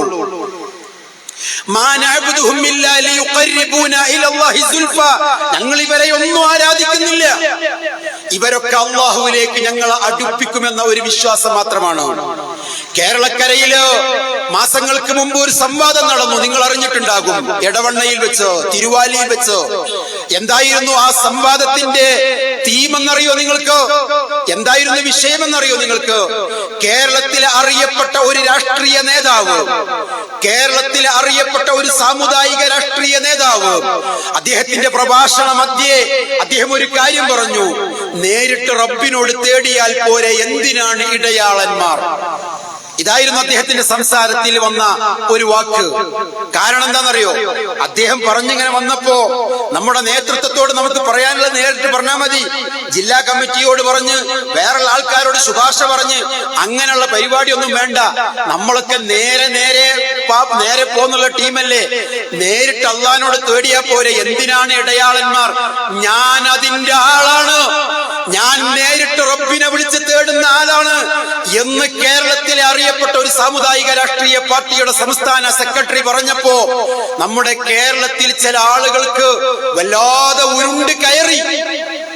ഞങ്ങളൊക്കെ കരുതിയത് ഇത് വിവാദമാക്കുക മറ്റു മതക്കാരായിരിക്കുന്ന, കാരണം ഒരു രാഷ്ട്രീയ പാർട്ടിയുടെ നേതാവ് പറഞ്ഞപ്പോ ഒരാളും മിണ്ടിയില്ല. നേരിട്ട് അള്ളാഹിനോട് ചോദിച്ചാൽ പോലെ, എന്തിനാണ് ഇടയാളന്മാർ? ഒരു ക്രൈസ്തവ സഭയിൽ നിന്നോ ഒരു ഹൈന്ദവ സഹോദരങ്ങളിൽ നിന്നോ ഒരു എതിർപ്പും വന്നില്ല. കാരണം അദ്ദേഹത്തിന്റെ ആദർശം, അദ്ദേഹത്തിന്റെ സംസാരം അദ്ദേഹം പറഞ്ഞു. പക്ഷേ ഞാൻ നേരത്തെ പറഞ്ഞ 10 കൊല്ലം പള്ളി ദർസിൽ പോയി പഠിച്ച് ബിരുദവും ബിരുദാനന്തര ബിരുദവും എടുത്ത ഒരു പണ്ഡിത സഭ അവര് ഒന്നടങ്കം ഇളകിയിട്ട് രാഷ്ട്രീയ നേതൃത്വത്തിന് അവര് പറഞ്ഞ വാക്ക്, ഞങ്ങളുടെ വികാരം വ്രണപ്പെടുത്തുന്ന വാക്കാണ് അദ്ദേഹം പറഞ്ഞത്. മൂപ്പരെ പുറത്താക്കണം. നിങ്ങളൊന്നും ആലോചിച്ചോക്കാണ്, ഈ അഹങ്കാരത്തിന് കയ്യും കാലും വെച്ചിട്ട് എന്നല്ലാതെ എന്താ അതിന് പറയാ? അവര് ഈ രാഷ്ട്രീയ പാർട്ടിയുടെ നേതാവിനെ പുറത്താക്കണമെന്ന് ബലേ നോക്കണം നിങ്ങൾ. അതെന്തോ ആവട്ടെ, അത് അവരുടെ വിഷയമാണ്, ഞാൻ അതിലേക്ക് കടക്കില്ല. പക്ഷേ ആ വിഷയവുമായി ബന്ധപ്പെട്ട ഒരു സംവാദം നടന്നു. ഈ ഉള്ളവനും പങ്കെടുത്തിരുന്നു, ഇവിടെ സംസാരിച്ച അതിലുള്ള 1-2 പണ്ഡിതന്മാരും പങ്കെടുത്തിരുന്നു. പക്ഷേ അവരുടെ വാദം അവർക്ക് തെളിയിക്കാൻ കഴിഞ്ഞില്ല എന്നുള്ളതാണ് യാഥാർത്ഥ്യം. ഞാൻ പറഞ്ഞു വന്നത്, ഞാൻ അതിന്റെ ചർച്ചയിലേക്ക് പോകുന്നതിനപ്പുറം ഒരു മുസ്ലിമിന് പറയാൻ പറ്റുമോ നേരിട്ട് റബ്ബിനോട് തേടിയാ പോരെ, എന്തിനാണ് ഇടയാളന്മാർ, ഞാൻ അതിന്റെ ആളാണ് എന്ന് ഒരാൾ അഭിമാനത്തോട്? ആ വ്യക്തി പറഞ്ഞ വാക്ക് ഖുർആനിൽ അല്ലാഹ് പറഞ്ഞതല്ലേ, ഖുൽ ഇന്നമാ അദ്ഉ റബ്ബി, ഞാൻ എന്റെ റബ്ബിനോട് മാത്രം വിളിച്ച് തേടുന്നവനാണ്. വലാ ഉശ്രികു ബിഹി അഹദ, ഞാൻ അവനിൽ ഒരാളെയും പങ്കു ചേർക്കാത്തവനാണ്. ഈ ഒരു ആദർശം ഒരു മുഅ്മിന് നെഞ്ചുറപ്പോടുകൂടെ പറഞ്ഞപ്പോഴേക്ക് ഒരു പ്രസ്ഥാനത്തിന്റെ വികാരം വ്രണപ്പെടുക, അവര് നേതൃത്വത്തിനെതിരെ തിരിയ. നിങ്ങൾക്ക് ഇവർക്ക് വല്ലതും അറിയോ? ഇവിടെ ഇസ്ലാഹി പ്രസ്ഥാനത്തിന്റെ ചരിത്രം കേട്ടല്ലോ നിങ്ങളോ? കേരളത്തിന്റെ ഇന്നേ വരെയുള്ള ചരിത്രത്തിലോ മുസ്ലിം ഉമ്മത്തിന്റെ വിഷയങ്ങളിലൊക്കെ ഒന്നിച്ച് നേതൃത്വത്തിന്റെ കൂടെ നിന്ന മഹാനായ സയ്യിദ് അബ്ദുറഹ്മാൻ ബാഫഖി തങ്ങളും KM സീതി സാഹിബിന്റെയും ചരിത്രം ഇവരൊന്ന് പഠിക്കണം. അവിടൊക്കെ KM സീതി സാഹിബ് എന്തെങ്കിലും പറയുമ്പോഴേക്ക് അബ്ദുറഹ്മാൻ ബാഫഖി തങ്ങളുടെയോ അല്ലെങ്കിൽ തിരിച്ചോ ആദർശം അവര് വ്രണപ്പെട്ട് വലിയ പ്രശ്നം ഉണ്ടാക്കിയിട്ട് കോളിളക്കം ഉണ്ടാക്കിയിട്ടൊന്നുമില്ല. NB അബ്ദുസ്സലാം മൗലവിയും പാണക്കാട് പൂക്കോയത്തങ്ങളും ഒന്നിച്ച് പ്രവർത്തിച്ചിട്ടുണ്ട്. ഞാൻ രാഷ്ട്രീയ ചർച്ചയിലേക്ക് പോവല്ല. പക്ഷേ ഇപ്പൊ ഒരു വിഭാഗം വന്നിട്ട് അവര് സമുദായത്തിന്റെ മൊത്തക്കുത്തക അവകാശപ്പെട്ടിട്ട് വലിയ വിവാദങ്ങൾ ഉണ്ടാക്കുകയാണ്. പക്ഷേ സമൂഹത്തിൽ അവർ ഒറ്റപ്പെടും എന്നല്ലാതെ മറ്റൊന്നും ഇതുമായി ബന്ധപ്പെട്ട് പറയാനില്ല. സത്യത്തില് അവരിവിടെ വന്ന് സംസാരിച്ചപ്പോ ഈ ആളുകളെയൊക്കെ ഒന്ന് കൃത്യമായി പരിഹസിച്ചിട്ടാ പോയത്. ഞാൻ അതിലേക്ക് മാത്രം ചില സൂചനകൾ നൽകുകയാണ്. വലിയ ഒരു ബഹുമാനിക്കപ്പെടേണ്ടവരാണെന്ന് തോന്നിക്കുമാറുള്ള ഒരു ബോഡി ലാംഗ്വേജ് പോലുമുള്ള ഒരു പണ്ഡിതൻ ഇവിടെ വന്നിട്ട് പറഞ്ഞത് ചില ആളുകളുണ്ട് അവര് ബിരിയാണി ചെമ്പാണെന്ന്. അവരെന്തിനാണ് ഈ ബിരിയാണി വാടകച്ചെമ്പ് അല്ലെ അങ്ങനെ പറഞ്ഞത്? വാടകച്ചെമ്പാണെന്നാ പരിഹസിച്ചത്. ഈ നാടിനൊരു ചരിത്രമുണ്ട്. ഈ നാടിന്റെ ചരിത്രം എന്താണെന്നറിയാം നിങ്ങൾക്ക്? ഇവിടെ എല്ലാവരും പരസ്പരം സഹകരിച്ചും സഹായിച്ചും അവരൊക്കെ ഒറ്റക്കെട്ടായി അവർക്ക് ഇന്ന പള്ളി, സുന്നി പള്ളി, സലഫി പള്ളി അങ്ങനെ വേർതിരിവൊന്നും കാണിക്കാതെ പള്ളികളൊക്കെ റബ്ബിന്റേതാണ്. എവിടെയും അവർ കയറി നമസ്കരിക്കാൻ സൗകര്യപ്പെടുമ്പോൾ നമസ്കരിക്കും. അവരൊക്കെ സഹകരിക്കേണ്ടതിന് പരസ്പരം സഹകരിക്കും. അങ്ങനെയൊക്കെ ഒറ്റക്കെട്ടായി ഒരുമയോട് പോകുന്ന ഒരു നാട്ടിൽ വന്നിട്ട് ഐക്യം പറയേണ്ട പണ്ഡിതന്മാർ, ഒരു മഹല്ലിനെ ഐക്യത്തോടുകൂടെ നയിക്കേണ്ട പണ്ഡിതന്മാർ അവർ പരിഹസിക്കുകയാണ്. ചില ആളുകളുണ്ട് വാടകച്ചെമ്പ് പോലെയാണ്. ആ വാടകച്ചെമ്പിൽ ബിരിയാണിയും വെക്കും, നെയ്ച്ചോറും വെക്കും, സദ്യയും വെക്കും, പായസം വെക്കും. അങ്ങനെ എല്ലായിടത്തും പോയി കൊടുക്കുന്ന ചില ആളുകള്. അവർ ഈ അമ്പെയ്യുന്നത് ആർക്കെതിരെയാണ് നമുക്കറിയാം. പക്ഷേ നിങ്ങൾ ആ അമ്പെയ്ത്ത് നിങ്ങളുടെ ആലയിൽ പോയി അമ്പെയ്തോളൂ. നിങ്ങളുടെ പടക്കളത്തിലെ ആ ഒരു പോരാട്ടം ഈ നാട്ടുകാരുടെ ഇടയിൽ പോയി പറയണോ? അങ്ങനെ പൊതുസമൂഹത്തിലുള്ള ജനകീയരായ നേതാക്കന്മാരെയും ജനനായകന്മാരെയും താറടിച്ച് കാണിക്കുക. സഹോദരങ്ങളെ, ഇത് മുസ്ലിം കേരളത്തിന്റെ ചരിത്രമാണോ? തിരൂരങ്ങാടി ഒരു പള്ളിയുണ്ട്. ആ തിരൂരങ്ങാടി സലഫി പള്ളിക്ക് മുജാഹിദ് പ്രസ്ഥാനത്തിന്റെ കീഴിൽ പ്രവർത്തിക്കുന്ന പള്ളിയാണ്. യതീംഖാനയുടെ കീഴിലുള്ള പള്ളി. ആ പള്ളിക്ക് തറക്കല്ലിട്ട ആളെ പേരറിയോ നിങ്ങൾക്ക് മുസ്ലിയരെ? സയ്യിദ് അബ്ദുറഹ്മാൻ ബാഫഖി തങ്ങളെന്ന സമസ്തയുടെ നേതാക്കന്മാർ പോലും ആദരിക്കുന്ന തങ്ങളവർകളാണ് തിരൂരങ്ങാടി സലഫി പള്ളിക്ക് തറക്കല്ലിട്ടത്. NV അബ്ദുസ്സലാം മൗലവിയുടെയും പാണക്കാട് പൂക്കോയ തങ്ങളുടെയും ചരിത്രം നിങ്ങളൊന്ന് പോയി പഠിക്കണം. പാണക്കാട് പൂക്കോയ തങ്ങളും NV അബ്ദുസ്സലാം മൗലവിയും ബ്രിട്ടീഷ് ഭരണത്തിന്റെ സ്വാതന്ത്ര്യ സമര കാലഘട്ടത്തിൽ ബ്രിട്ടീഷ് ഭരണകൂടം ഒരു ജയിലിൽ അവർ രണ്ടുപേരെയും ഇട്ടത്. ഒരു സെല്ലിലായിരുന്നു. ആ ജയിലിൽ പോലും തന്റെ ദൗത്യ നിർവഹണം നടത്തിയിരുന്ന NV അബ്ദുസ്സലാം മൗലവി എന്ന മഹാനായ നേതാവ് ഇസ്ലാഹി പ്രസ്ഥാനത്തിന്റെ നേതാവാണ്. ഞാൻ നേരത്തെ പരിചയപ്പെടുത്തിയ ആ മുസ്ലിം സാമുദായിക രാഷ്ട്രീയ പാർട്ടിയുടെയും നേതാവാണ്. അദ്ദേഹത്തിന്റെ ഖുർആൻ ക്ലാസ് ജയിലിലുമുണ്ട് എന്ന് ചില ആളുകളൊക്കെ പാണക്കാട് പൂക്കോയ തങ്ങളോട് പരാതി പറഞ്ഞപ്പോ ഞാനും അതൊന്ന് പോയി കേൾക്കട്ടെ എന്ന് ഞാൻ എന്നിട്ട് തീരുമാനമെടുക്കാമെന്ന് പറഞ്ഞ് അദ്ദേഹം ആ ഖുർആൻ ക്ലാസ്സിൽ പങ്കെടുത്തിട്ട് പറഞ്ഞത്, ഇതിലെന്താ തെറ്റിത്? എല്ലാവർക്കും കേൾക്കേണ്ടതും പഠിക്കേണ്ടതും അല്ലേന്നാ. നിങ്ങൾ അവരെ വാടക ചെമ്പുകളൊന്ന് വിളിക്കുവോ മുസ്ലിംമാരെ? നിങ്ങൾക്ക് ഭിന്നിപ്പുണ്ടാക്കണം. ഈ നാട്ടിൽ വന്ന് നിങ്ങൾ അതിന്റെ വിത്ത് പാകരുത് എന്ന് മാത്രമാണ് ബഹുമാന്യത്തോടെ പറയാനുള്ളത്. സഹകരിക്കുന്നവർ സഹകരിക്കട്ടെ. നന്മയിൽ ഒക്കെ തആവനു അലൽ ബിർരി വത്തഖ്വ, നന്മയിൽ പരസ്പരം സഹകരിക്കട്ടെ. മുസ്ലിം ഉമ്മത്തിന്റെ ഇസ്സത്തിന് വേണ്ടി, സമുദായത്തിന്റെ ഇസ്സത്തിന് വേണ്ടി അവർ ഒന്നിച്ച് പ്രവർത്തിക്കട്ടെ. അവിടെ നിങ്ങൾ വിഭാഗീയതയുടെ വിത്ത് പാകിയിട്ട് ഭിന്നിപ്പിന്റെ സ്വരം ഉയർത്തരുത് എന്നാണ് ആ വിഷയവുമായി ബന്ധപ്പെട്ട് നിങ്ങളോട് പറയാനുള്ളത്. ബഹുമാനത്തോടെ, സ്നേഹത്തോടെ. കാരണം ആ ചീട്ടിറക്കി കളിക്കുന്നത് അപകടകരമാണ്. അത് വിഭാഗീയതയാണ്, ഫിത്നയാണ്. ആദർശം അമാനത്താണ് എന്ന ഒരു ടൈറ്റിലും വെച്ച് പരിപാടി നടത്തിയിട്ട് അവിടെ ഫിത്ന പറയാൻ നിങ്ങൾ ഒരുമ്പെടരുത് എന്ന് മാത്രമാണ് ഞാൻ പറഞ്ഞത്. ആശയത്തെ ആശയം കൊണ്ട് നേരിടാൻ അതിന് നിങ്ങൾക്ക് വേദിയുണ്ട്. 5 പണ്ഡിതന്മാർ വന്ന് ഇവിടെ പ്രഭാഷണം നടത്തിയിട്ടും ഒരാൾ പോലും ഇസ്തിഗാസയുടെ വിഷയത്തിൽ, തവസ്സുലിന്റെ വിഷയത്തിൽ, സ്ത്രീ പള്ളി പ്രവേശനത്തിന്റെ വിഷയത്തിൽ, ഖുത്ബിയത്തിന്റെയും റാത്തീബിന്റെയും വിഷയത്തിൽ, മാല മൗലൂദുകളുടെ വിഷയത്തിൽ, തറാവീഹിന്റെ വിഷയത്തിൽ ഞങ്ങളുടെ ആദർശം ഇന്നതാണെന്ന് ഒരു പ്രമാണം ഉദ്ധരിച്ചോ ഉദ്ധരിക്കാതെയോ പറയാൻ 5 എണ്ണത്തിനും കഴിഞ്ഞിട്ടില്ല. പേരാദർശ സമ്മേളനം എന്നായിരുന്നു പറഞ്ഞത്. മുഴുവനും മറ്റുള്ളവരെ കുത്തിപ്പറയലും കുറ്റം പറയലുകളും പിന്നെ കുറെ പരിഹാസങ്ങളും. രണ്ടാമത് അവർ പറഞ്ഞ ഒരു പരിഹാസം എന്താണെന്നറിയോ? ചില ആളുകളുണ്ട് ഓലക്കപ്പെടുന്ന മൗലൂദും റാത്തീബും ഒക്കെ ചൊല്ലിയിട്ടാണ് ഗൾഫിലേക്ക് പോയത്. ഓലൊക്കെ പോകുമ്പോ അവർക്ക് മൗലൂദും റാത്തീബും ഒക്കെ പറ്റിയിരുന്നു. ഗൾഫിൽ നിന്ന് തിരിച്ചു വന്നപ്പോൾ മൗലൂദും റാത്തീബും ഒന്നും പറ്റാതെയായി. ഈ സംസാരത്തിന് മറുപടി പറയാൻ ആശയപരമായി സ്നേഹപരമായും ആദർശപരമായിട്ടും വൈജ്ഞാനികമായി നിങ്ങൾ മറുപടി പറയുന്നുണ്ടെങ്കിൽ ഞങ്ങൾ സ്വാഗതം ചെയ്യുന്നു. സഹോദരങ്ങളെ, പണ്ഡിത സുഹൃത്തുക്കളെ, നിങ്ങൾ വിഷയത്തെ വിഷയാധിഷ്ഠിതമായി കാണണം. എന്താണ് മൗലീദിലുള്ളത്, എന്താണ് റാത്തീബിലുള്ളത്, എന്താണ് ഖുത്ബിയത്തിലുള്ളത്? ഖുത്ബിയത്തിൽ പറയുന്ന വരികളാണ് ഞാൻ പറഞ്ഞത്. ആകാശഭൂമി ലോകത്തുള്ളവർക്ക് മഴ വർഷിപ്പിക്കുന്നത് മുഹീദ്ദീൻ ശൈഖാണെന്ന് ഖുത്ബിയത്ത് പറയുന്നു, അള്ളയാണെന്ന് ഖുർആൻ പറയുന്നു. ഞങ്ങൾ ഗൾഫിൽ നിന്ന് വന്നാലും നീ ഗൾഫിൽ നിന്ന് വന്നില്ലെങ്കിലും ഞങ്ങൾ ഏത് സ്വീകരിക്കണം? ഒരു മുഅ്മിനെ അത് സ്വീകരിക്കണം. നിങ്ങൾ ഒരു പരിഹാസം പറയുമ്പോ കുറച്ചൊക്കെ ഒരു അന്തസ്സുള്ള പരിഹാസം പറയണ്ടേ? അതല്ലെങ്കിൽ നിങ്ങൾ പറയൂ ഖുത്ബിയത്തിൽ അതില്ലാന്ന്. അപ്പൊ നിങ്ങളെ ചോദ്യം എന്താ? അപ്പൊ നിങ്ങൾക്ക് ഗൾഫിലേക്ക് പോകുമ്പോ മനസ്സിലായില്ലെന്ന്. ഗൾഫിലേക്ക് പോകുമ്പോ പഠിക്കാൻ അവസരം ഉണ്ടായില്ല. അവിടെ നിന്ന് അവസരം കിട്ടിയപ്പോ പഠിച്ചിട്ടുണ്ടാകും. അവിടെ നിന്ന് അവസരം കിട്ടിയപ്പോ പഠിച്ചിട്ടും ഗൾഫിലേക്ക് പോയില്ല. ഇതാണ് മാനദണ്ഡം. നിങ്ങൾ വിഷയത്തെ പറയൂ. മങ്കൂസ് മൗലിദിൽ പറയുന്നു ദോഷങ്ങൾ പൊറുക്കുന്നത് മുഴുവനും റസൂലുള്ളയാണെന്ന്. ഖുർആൻ പറയുന്നു അള്ളയാണെന്ന്. ഞങ്ങൾ ഏത് സ്വീകരിക്കണം?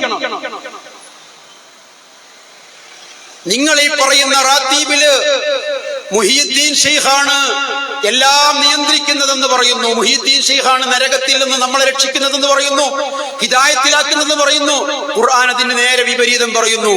അവരേത് സ്വീകരിക്കണം? ആശയത്തെ ആശയം കൊണ്ട് നേരിടൂ. അതല്ലാതെ ഗൾഫുകാരുടെ പൈസ ഒക്കെ അങ്ങക്ക് പറ്റും.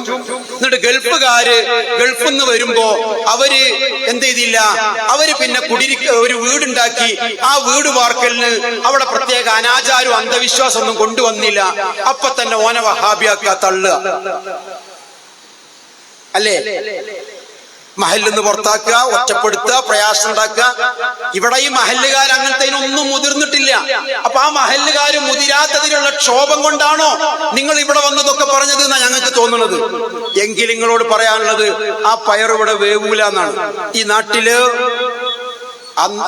പല ആശയങ്ങളും ആദർശങ്ങളും ഒക്കെ ഉണ്ടെങ്കിലും അതിൽ ഗൾഫിൽ നിന്ന് വന്നവരും വരാത്തവരൊക്കെ ഉണ്ടാവും. അത് അവരുടെ മഈശത്തുമായി ബന്ധപ്പെട്ടതാണ്. അതിനൊന്നും പരിഹാസത്തോട് അധ്വാനിച്ചിട്ടല്ലടോ അവര് ജീവിക്കുന്നത്. ഗൾഫിലായാലും ചോര നീരാക്കി അധ്വാനിച്ചിട്ടല്ലേ. അതിൽ നിന്നും നിങ്ങളുടെ പ്രശ്നങ്ങൾ പരിഹരിക്കാനും അവർ പണം തരുന്നില്ലേ? പിന്നെ നിങ്ങൾ എന്തിനാ അവരെങ്ങനെ പരിഹസിക്കുന്നത് എന്നുള്ളതാണ് മാന്യമായിട്ട് ചോദിക്കാനുള്ളത് എന്നുള്ളതാണ്.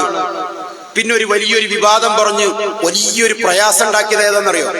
എന്നോട് പല സുഹൃത്തുക്കളും പറഞ്ഞു, നിങ്ങൾ മറുപടി വെക്കുന്നുണ്ടെങ്കിൽ ഇവിടത്തെ മുജാഹിദുകളല്ലാത്ത സലഫികളല്ലാത്ത കുറെ നല്ലവരായ നാട്ടുകാർ എന്നോട് വന്ന് പറഞ്ഞു, ഇങ്ങനത്തെ ഒരു വിഷയം പറഞ്ഞിട്ടുണ്ട്. അതെന്താണ്? ചുഴലി അബ്ദുള്ള മുസ്ലിയാര്, ചുഴലി അബ്ദുള്ള മൗലവി എന്ന് പറയപ്പെടുന്ന ഒരു പണ്ഡിതന്റെ സംസാരത്തിൽ അദ്ദേഹം ഇങ്ങനൊക്കെ പറഞ്ഞിട്ടുണ്ട്. അദ്ദേഹം ഇസ്ലാഹി പ്രസ്ഥാനത്തിലേക്ക് ഈ മൊയ്ലിയാമാരെ കൂട്ടത്തിൽ നിന്ന് കടന്നു വന്ന ഒരു വ്യക്തിയാണ്.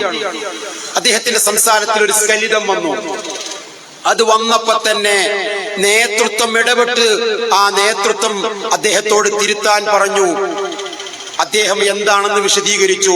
നേതൃത്വം വീണ്ടും പറഞ്ഞു, ചുഴലിയുടെ അഭിപ്രായം അത് കേരള നദ്വത്തുൽ മുജാഹിദീന്റെയോ കേരള ജംഇയ്യത്തുൽ ഉലമയുടെയോ മുജാഹിദ് പ്രസ്ഥാനത്തിന്റെയോ ആശയമല്ല, ആദർശമല്ല, അല്ലെങ്കിൽ നിലപാടല്ല. കാരണം മുസ്ലിം പൊതുവായ കാര്യങ്ങളിലൊക്കെ പള്ളിയുമായി ബന്ധപ്പെട്ടും മഹല്ലുമായി ബന്ധപ്പെട്ടൊക്കെയുള്ള വിഷയങ്ങളിൽ പരസ്പരം സഹകരിച്ചൊക്കെ മുന്നോട്ട് പോകലാണ് ഇസ്ലാഹി പ്രസ്ഥാനത്തിന്റെ ഇന്നേ വരെയുള്ള ചരിത്രം. അതവിടെ ചർച്ച അവസാനിച്ചില്ലേ? ഒരാളുടെ സംസാരത്തിൽ വന്ന സ്ഖലിതവുമായി ബന്ധപ്പെട്ട് നേതൃത്വം ഒരു കാര്യം പറയുന്നതോടുകൂടെ അത് അവിടെ അവസാനിച്ചു.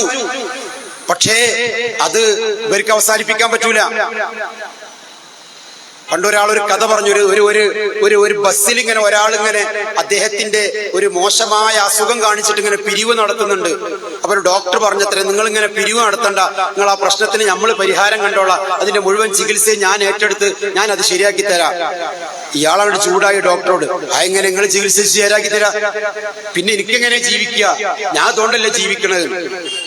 അപ്പൊ ആരൊക്കെ സ്ഖലിതങ്ങൾ വന്ന് തിരുത്തിയാലും നിങ്ങൾക്ക് ജീവിക്കണമെങ്കിൽ ഇതൊക്കെ വേണം. ഇതൊക്കെയാണ് ഇവിടെ വന്ന് ആദർശ സമ്മേളനം നടത്തിയവർ പറഞ്ഞ വാക്കുകൾ. പിന്നെ മൗലൂദില്ല, റാത്തീബില്ല, അതിനെ കുറിച്ച് നമ്മൾ പറഞ്ഞു. പിന്നെ അവർ പറഞ്ഞ ചില ആരോപണങ്ങളാണ്. ആ ആരോപണങ്ങൾ എന്തൊക്കെയാണെന്നറിയോ? ഇവരിൽ പല അഭിപ്രായങ്ങളുണ്ട്, പല അഭിപ്രായ വ്യത്യാസങ്ങൾ ഇവർക്കിടയിലുണ്ട്. ഞാൻ അതിലേക്ക് വരുന്നതിന്റെ മുമ്പ് നിങ്ങളോട് കുറച്ച് ആദർശം പറയാൻ. എന്താണ് നമ്മളും നിങ്ങളും തമ്മിലുള്ള ആദർശത്തിന്റെ ചില വ്യത്യാസങ്ങള്? ഞങ്ങൾ പറയുന്നു ഗൈബ് അറിയുന്നവൻ റബ്ബ് മാത്രമാണ്. അല്ലാഹ് അല്ലാതെ മറ്റൊരാൾക്കും അദൃശ്യമറിയില്ല. നിങ്ങളോ? നിങ്ങൾ ഈ അന്ധവിശ്വാസങ്ങൾക്കും അനാചാരങ്ങൾക്കും വേണ്ടിയിട്ട് അവിടെയും ഇവിടെയും പോയിട്ട് അവിടത്തെ പ്രശ്നവും ഇവിടത്തെ പ്രശ്നവും മനസ്സിലാക്കാൻ നിങ്ങൾ ഒരുങ്ങുന്നു. അതാണ് നിങ്ങളും നമ്മളും തമ്മിലുള്ള ഒരു വ്യത്യാസം. അവിടെ വിശുദ്ധ ഖുർആൻ ഞങ്ങളോട് പറയുന്നത് നബിയോട് പോലും പറയാൻ പറയുന്നു നബിയെ നബിക്ക് പോലും സ്വയം ഒരു ഉപകാരമോ ഉപദ്രവമോ ചെയ്യാൻ കഴിയില്ല. ഇത് വിശുദ്ധ ഖുർആന്റെ ആദർശാണ്. നിങ്ങളോ അവരുടെ കറാമത്തും അവരുടെ മുഅ്ജിസത്തും മഹാന്മാരുടെ കറാമത്തും മുഅ്ജിസത്തും മുൻനിർത്തിക്കൊണ്ട് നിങ്ങൾ അവരോട് തേടാം. അവർക്ക് പ്രശ്നമറിയും, അവരുടെ പ്രയാസമറിയും. പിന്നെ നിങ്ങളും തമ്മിലുള്ള ഒരു വ്യത്യാസം എന്താ? അല്ലാഹ് അല്ലാത്തവർക്ക് നേർച്ച നടത്തുന്നു നിങ്ങൾ. ഞങ്ങൾ പറയുന്നു ഫസല്ലി ലിറബ്ബിക വൻഹർ. അല്ലാഹുവിന് മാത്രമാണ് നേർച്ച, അള്ളാഹുവിന് മാത്രമാണ് ബലി കൊടുക്കേണ്ടത്. അല്ലാത്തവർക്ക് ബലി കൊടുക്കാൻ പാടില്ല. അല്ലാത്തവരുടെ പേരിൽ ബലിയറുത്തത് അത് അള്ളാഹുവിന്റെ ശാപത്തിന് വിധേയമാണ്. നിങ്ങൾ പഠിപ്പിക്കുന്ന പള്ളി ദർസിൽ പഠിപ്പിക്കുന്ന കിതാബുകളിൽ പോലും പറയുന്നു അല്ലാത്തവർക്ക് അറുക്കുക എന്ന് പറഞ്ഞാൽ എന്താണ്? അതുകൊണ്ടുള്ള ഉദ്ദേശം അല്ലാത്തവരുടെ പേരിൽ അറുക്കുക എന്നുള്ളതാണ്. ബദരീങ്ങളുടെ പേരിൽ അറിവ് നടത്തുക, മമ്പുറന്തങ്ങളുടെ പേരിൽ അറിവ് നടത്തുക. ഇബ്നു ഹജർ അസ്ഖലാനി പോലുള്ള പണ്ഡിതന്മാർ, ഇബ്നു ഹജർ ഹൈതമിയെ പോലുള്ള പണ്ഡിതന്മാർ, ഇമാം നബവി റഹിമഹുല്ലാഹ് അദ്ദേഹത്തിന്റെ സ്വഹീഹുൽ മുസ്ലിമിൽ പറയുന്നത് കാണാം, വഅമ്മദബഹു ലിഗൈരില്ലാ ഫൽമുറാദു ബിഹി അൻ യദ്ബഹ ബിസ്മി ഗൈരില്ലാഹി തആല കമൻ ദബഹ ലിസ്സനമി ഔ ഇസ്സൽബി ഔ ലിമൂസ ഔ ലിഈസ. അംബിയാക്കളുടെ പേരിൽ അറുക്കുക, ഔ ലിൽ കഅബ, കഅബയ്ക്ക് വേണ്ടി അറുക്കുക. അംബിയാക്കളുടെ പേരിൽ അറുത്താലും കഅബയ്ക്ക് വേണ്ടി അറുത്താലും കുരിശിന് വേണ്ടി അറുത്താലും അതേപോലെ തന്നെ വിഗ്രഹത്തിന് വേണ്ടി അറുത്താലും എല്ലാം ഒരുപോലെയാണ്. ഇത് പറഞ്ഞത് നബവി ഇമാമാണ്. അമ്പിയാക്കളെയും വിഗ്രഹങ്ങളെയും ഒരുപോലെയാക്കിയെന്ന് ആക്ഷേപം നിങ്ങൾ നബവി ഇമാമിന്റെ പേരിൽ പറയുമോ? അവരുടെ പേരിൽ നിങ്ങൾ ബലിയറുത്താൽ ഇതെല്ലാം നിഷിദ്ധമാണ്. ഈ അറവ് അനുവദനീയമല്ല. അറുക്കുന്നവൻ മുസ്ലിം ആവട്ടെ അല്ലെങ്കിൽ നസറാനിയാവട്ടെ. അറുക്കുന്നവൻ ആരറുക്കുന്നു എന്നുള്ളതല്ല, എന്തിന്റെ പേരിൽ അറുക്കുന്നു എന്നതാണ്. ഷാഫി ഇമാം നസ്സായി പഠിപ്പിച്ച ഷാഫി മദ്ഹബ് ഇതാണ്.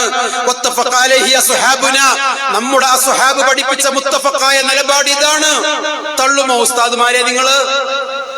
ഷാഫി മദ്ഹബ് ഇതാണ്. നമ്മളും നിങ്ങളും തമ്മിലുള്ള അഭിപ്രായ വ്യത്യാസങ്ങൾ ഇങ്ങനെയാണ്, ആദർശങ്ങൾ ഇങ്ങനെയാണ് പറയേണ്ടത്. ഞാൻ നേരത്തെ പറഞ്ഞ ഇബ്നു ഹജർ ഹൈതമി പറയാണ് സവാജിറിൽ 1-ാം വാള്യം 217-ാമത്തെ പേജിൽ പറയാണ്. ഇനി പേജ് നമ്പർ മാറി എന്ന് പറയണ്ട, സവാജിർ എന്ന കിതാബാണ്. ഖാലൽ ഉലമാ, പണ്ഡിതന്മാർ പറയാണ്, ലൗ ദബഹ മുസ്ലിമുൻ ദബീഹതൻ, ഒരു മുസ്ലിം ഒരു അറവ് അറുക്കുന്നു, വഖസദ ബിദബിഹിഹാ, ആ അറവ് കൊണ്ട് അദ്ദേഹം ഉദ്ദേശിക്കുന്നത് അത്തഖറബു ബിഹാ ഇലാ ഗൈരില്ലാഹി തആല, അല്ലാഹു അല്ലാത്തവരുടെ സാമീപ്യമാണോ? അല്ലാഹു അല്ലാത്തവരുടെ സാമീപ്യമാണോ ആ അറവ് കൊണ്ട് ഒരു മുസ്ലിമാണ് അറുക്കുന്നതെങ്കിലും ഉദ്ദേശിക്കുന്നതെങ്കിൽ അദ്ദേഹം ഇസ്ലാമിൽ നിന്ന് പുറത്തുപോയ മുർത്തദ്ദായി മാറും. പണ്ടൊക്കെ നാട്ടിലൊരു വിശ്വാസം ഉണ്ടായിരുന്നു, 10 കോഴിക്കുട്ടികൾ ഉണ്ടെങ്കിൽ ഒരു കോഴിക്കുട്ടിനെ മുഹീദ്ദീൻ ഷെയ്ഖിന് ഒഴിഞ്ഞിടും. എന്നിട്ട് എന്ത് ചെയ്യും? മുഹീദ്ദീൻ ഷെയ്ഖിന്റെ ആണ്ട് വരുമ്പോ ആ കോഴിനെ അറുത്തിട്ട് എന്ത് ചെയ്യും? മുഹീദ്ദീൻ ഷെയ്ഖിന്റെ പേരിൽ അറിവ് നടത്തും. മഹാനായ ഇബ്നു ഹജർ അൽ ഹൈതമി എന്ന ഷാഫി പണ്ഡിതൻ പറയുന്നു, ലൗ ദബഹ മുസ്ലിമുൻ ദബീഹതൻ, ഒരു മുസ്ലിം തന്നെയാണ് ഒരു അർവ് അറുക്കുന്നത്, വഖസദ ബിദബിഹിഹാ, ആ അർവ് കൊണ്ട് ഉദ്ദേശിക്കുന്നത് അല്ലാഹുവല്ലാത്തവരുടെ മഹാന്മാരുടെ സാമീപ്യമാണോ, അവൻ മുർത്തദ്ദായി പോകും. വദബീഹതുഹു ദബീഹതു മുർത്തദ്ദിൻ, അവന്റെ അർവ് മുർത്തദ്ദിന്റെ അർവായി മാറും. നോക്കണം നിങ്ങള്. പിന്നെ കാണാം ചില ആളുകള്, ചില കുട്ടികൾക്ക് എന്തെങ്കിലും പ്രയാസം വരുമ്പോ അവര് ഐക്കല്ല്, ഏലസ്, എന്താണ് ഇസ്ലാമിന്റെ ആദർശം ആ വിഷയത്തില്? ഇമാം അഹ്മദ് അദ്ദേഹത്തിന്റെ മുസ്നദ് റിപ്പോർട്ട് ചെയ്യുന്ന ഹദീസിൽ കാണാം, റസൂലുള്ളാഹി സ്വല്ലല്ലാഹു അലൈഹി വസല്ലം പറയാം, മൻ അല്ലഖ തമീമതൻ ഫഖദ് അശ്റക. ഈ ഏലസും ഐക്കല്ലൊക്കെ കിട്ടുന്ന പരിപാടി അത് ശിർക്കിന്റെ ഭാഗമാണ്, ശിർക്കാണ്. ഇന്ന റുഖാ വത്തമാഇമ വത്തിവലത ശിർക്കുൻ, ഈ മന്ത്രവാദങ്ങളും ഈ ഉറുക്കും ഏലസുമൊക്കെ ശിർക്കിന്റെ പണിയാണ്. ഹുദൈഫ റളിയല്ലാഹു അൻഹു ഒരു രോഗിന്റെ അടുക്കൽ ചെല്ലുകയാണ്. ആ രോഗിന്റെ അടുക്കൽ ഇങ്ങനെ ചെന്ന് കൈ ഇങ്ങനെ തടവി നോക്കുമ്പോ കയ്യും അങ്ങനെ ഏലസ് കെട്ടിയിട്ടുണ്ട്. ഇതെന്താന്ന് ചോദിച്ചു. ഇത് മന്ത്രിച്ച് കെട്ടിയതാ. അദ്ദേഹം അത് പൊട്ടിച്ചണ്ട് വലിച്ചെറിഞ്ഞിട്ട് പറഞ്ഞു, ഇത് വെച്ചാണ് നീ മരിക്കുന്നതെങ്കിൽ, ഇത് വെച്ചാണ് നീ എന്ന് വരെ പറയുന്ന ഹദീസ് കാണാം, നമുക്ക് അസറുകൾ കാണാം. അള്ളാഹുവിന്റെ റസൂല് അന്ധവിശ്വാസങ്ങളിൽ നിന്നും അനാചാരങ്ങളിൽ നിന്നും ഈ സമൂഹത്തെ വാർത്തെടുത്തു. ഇന്ന് അന്ധവിശ്വാസങ്ങളിലേക്കും അനാചാരങ്ങളിലേക്കും കൂപ്പുകുത്തുമ്പോ അത് പറഞ്ഞു കൊടുക്കൽ ഇസ്ലാഹി പ്രസ്ഥാനത്തിന്റെ ദൗത്യമാണ്, അത് നിർവഹിക്കുന്നു. ഇന്നും ആളുകളെ കണ്ടിട്ടില്ല നിങ്ങള്? വെള്ളിയാഴ്ച പള്ളിയിലേക്ക് ആണുങ്ങൾ പോകുന്ന സമയത്ത് പോലും അന്യമതവിശ്വാസികളായ ചില ആളുകളുടെ വീടുകളിൽ പോലും ക്യൂ നിൽക്കുന്ന പർദ്ദയിട്ട താത്തമാരെ കാണാം നമുക്ക്. പർദ്ദയിട്ട പെങ്ങന്മാര് അവർ അന്ധവിശ്വാസികളുടെ മുന്നിൽ ക്യൂ നിൽക്കുകയാണ്. ഇന്നൊരു സുഹൃത്ത് ഒരു വീഡിയോ അയച്ചു തന്നു. കുത്തുറാത്തീബാണ്. എവിടെയാ നടത്തുന്നത്? എവിടെ നടത്തിയാലും കുത്തി ശരീരത്തിൽ മുറിവേൽപ്പിച്ചിട്ട് ഇങ്ങനെ ഒരു ഇസ്ലാമുണ്ടോ? അള്ളാഹുവിന്റെ റസൂല് പറയാം, ഇതുപോലെ വല്ല കണക്ക് നോട്ടക്കാരെയും ജ്യോത്സ്യന്മാരെയൊക്കെ സമീപിക്കുക, അവര് എന്തെങ്കിലും ചോദിക്കുക, പ്രശ്നം വന്ന് പറയാ, അവര് പറഞ്ഞത് സ്വീകരിച്ചാൽ 40 ദിവസത്തെ നമസ്കാരം പോലും അവരുടേത് സ്വീകരിക്കുകയില്ല. നോക്കൂ നിങ്ങള്, എത്ര ഗൗരവത്തോടു കൂടിയാണ് അള്ളാഹുവിന്റെ റസൂല് ഈ ഉമ്മത്തിനെ ഈ അന്ധവിശ്വാസങ്ങളിൽ നിന്ന് മാറ്റിയെടുത്തത്. എന്നിട്ടും ഈ അന്ധവിശ്വാസത്തിന്റെ പിന്നാലെ നമ്മൾ പോകാത്തതിന്റെ പേരിൽ നമ്മളെ അവര് വിളിക്കുകയാണ് പുത്തൻവാദി. നോക്കണം നിങ്ങള്, സകല പുത്തൻവാദത്തിന്റെയും പിന്നാലെ പോകുന്നവർ നമ്മെ നോക്കി വിളിക്കുകയാണ് പുത്തൻവാദികളെന്ന്.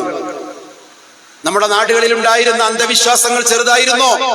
എന്തെങ്കിലും ഒരു പ്രശ്നം ഉണ്ടായാൽ അവര് സത്യം ചെയ്യാൻ പോകലും അമ്പുറത്തേക്കാണ്, അല്ലെങ്കിൽ പൊന്നാനി കിൽക്കട്ട ജാറത്തിന്റെ അരികിലേക്കാണ്. അള്ളാന്റെ റസൂലിന്റെ ഹദീസിനെ കുറിച്ച് ഒരു ബോധ്യമില്ല. റസൂൽ പറയാ, മൻ ഹലഫ ബിഗൈരില്ലാഹ്, അല്ലാഹു അല്ലാത്തവരെ കൊണ്ട് ഒരാൾ സത്യം ചെയ്താൽ ഫഖദ് കഫറ ഔ അശ്റക, ഒന്നുകിൽ അവൻ ചെയ്തത് കുഫ്റാണ്, അല്ലെങ്കിൽ അവൻ ചെയ്തത് ശിർക്കാണ്. ഇമാം അബൂ ദാവൂദ് റിപ്പോർട്ട് ചെയ്യുന്ന ഹദീസിലുള്ളതാണ്. ഇത് പറഞ്ഞു കൊടുക്കേണ്ട പണ്ഡിതന്മാർ ആ അന്ധവിശ്വാസങ്ങൾക്ക് പച്ചക്കൊടി കാണിക്കുന്നു. നോക്കൂ നിങ്ങള്, എത്രത്തോളം പഴമക്കാര് പറയാറുണ്ടെന്ന. മമ്പുറം ജാറത്തിലേക്ക് പണ്ട് പോകുമ്പോ ഇന്നത്തെ പോലെ പാലുണ്ടായിരുന്നില്ല. ആ തോണിയിൽ കയറി പോകണം. അപ്പൊ തോണി കയറുന്നതിന് മുന്നേ തന്നെ പറയാത്തരെ, അതിപ്പോ 500 റുപ്യന്റെ കേസല്ലേ, നമ്മളിപ്പോ ഞങ്ങോട്ട് പോകുന്നു വേണ്ട, അത് ഞാൻ തരാം, നമ്മൾ പ്രശ്നം പരിഹരിക്കാം. കാരണം എന്താ? വിശ്വാസം കള്ളസത്യത്തിനാ പോണെങ്കിൽ തോണി മറിഞ്ഞിട്ട് മുങ്ങിച്ചാവുന്ന ഈ ഒരു കാലഘട്ടം പോലും കേരളക്കരയിൽ ഉണ്ടായിരുന്നു. ഇതിനെതിരെ നേരത്തെ പറഞ്ഞതുപോലെ ഇസ്ലാഹിന്റെ ആദർശം കൊണ്ട് അള്ളാഹുവിന്റെ റസൂലിന്റെ ഹദീസ് പറഞ്ഞ് പടവെട്ടിയപ്പോ ഞങ്ങൾ അവര് വിളിക്കുകയാണ് പുത്തൻവാദികളെന്ന്.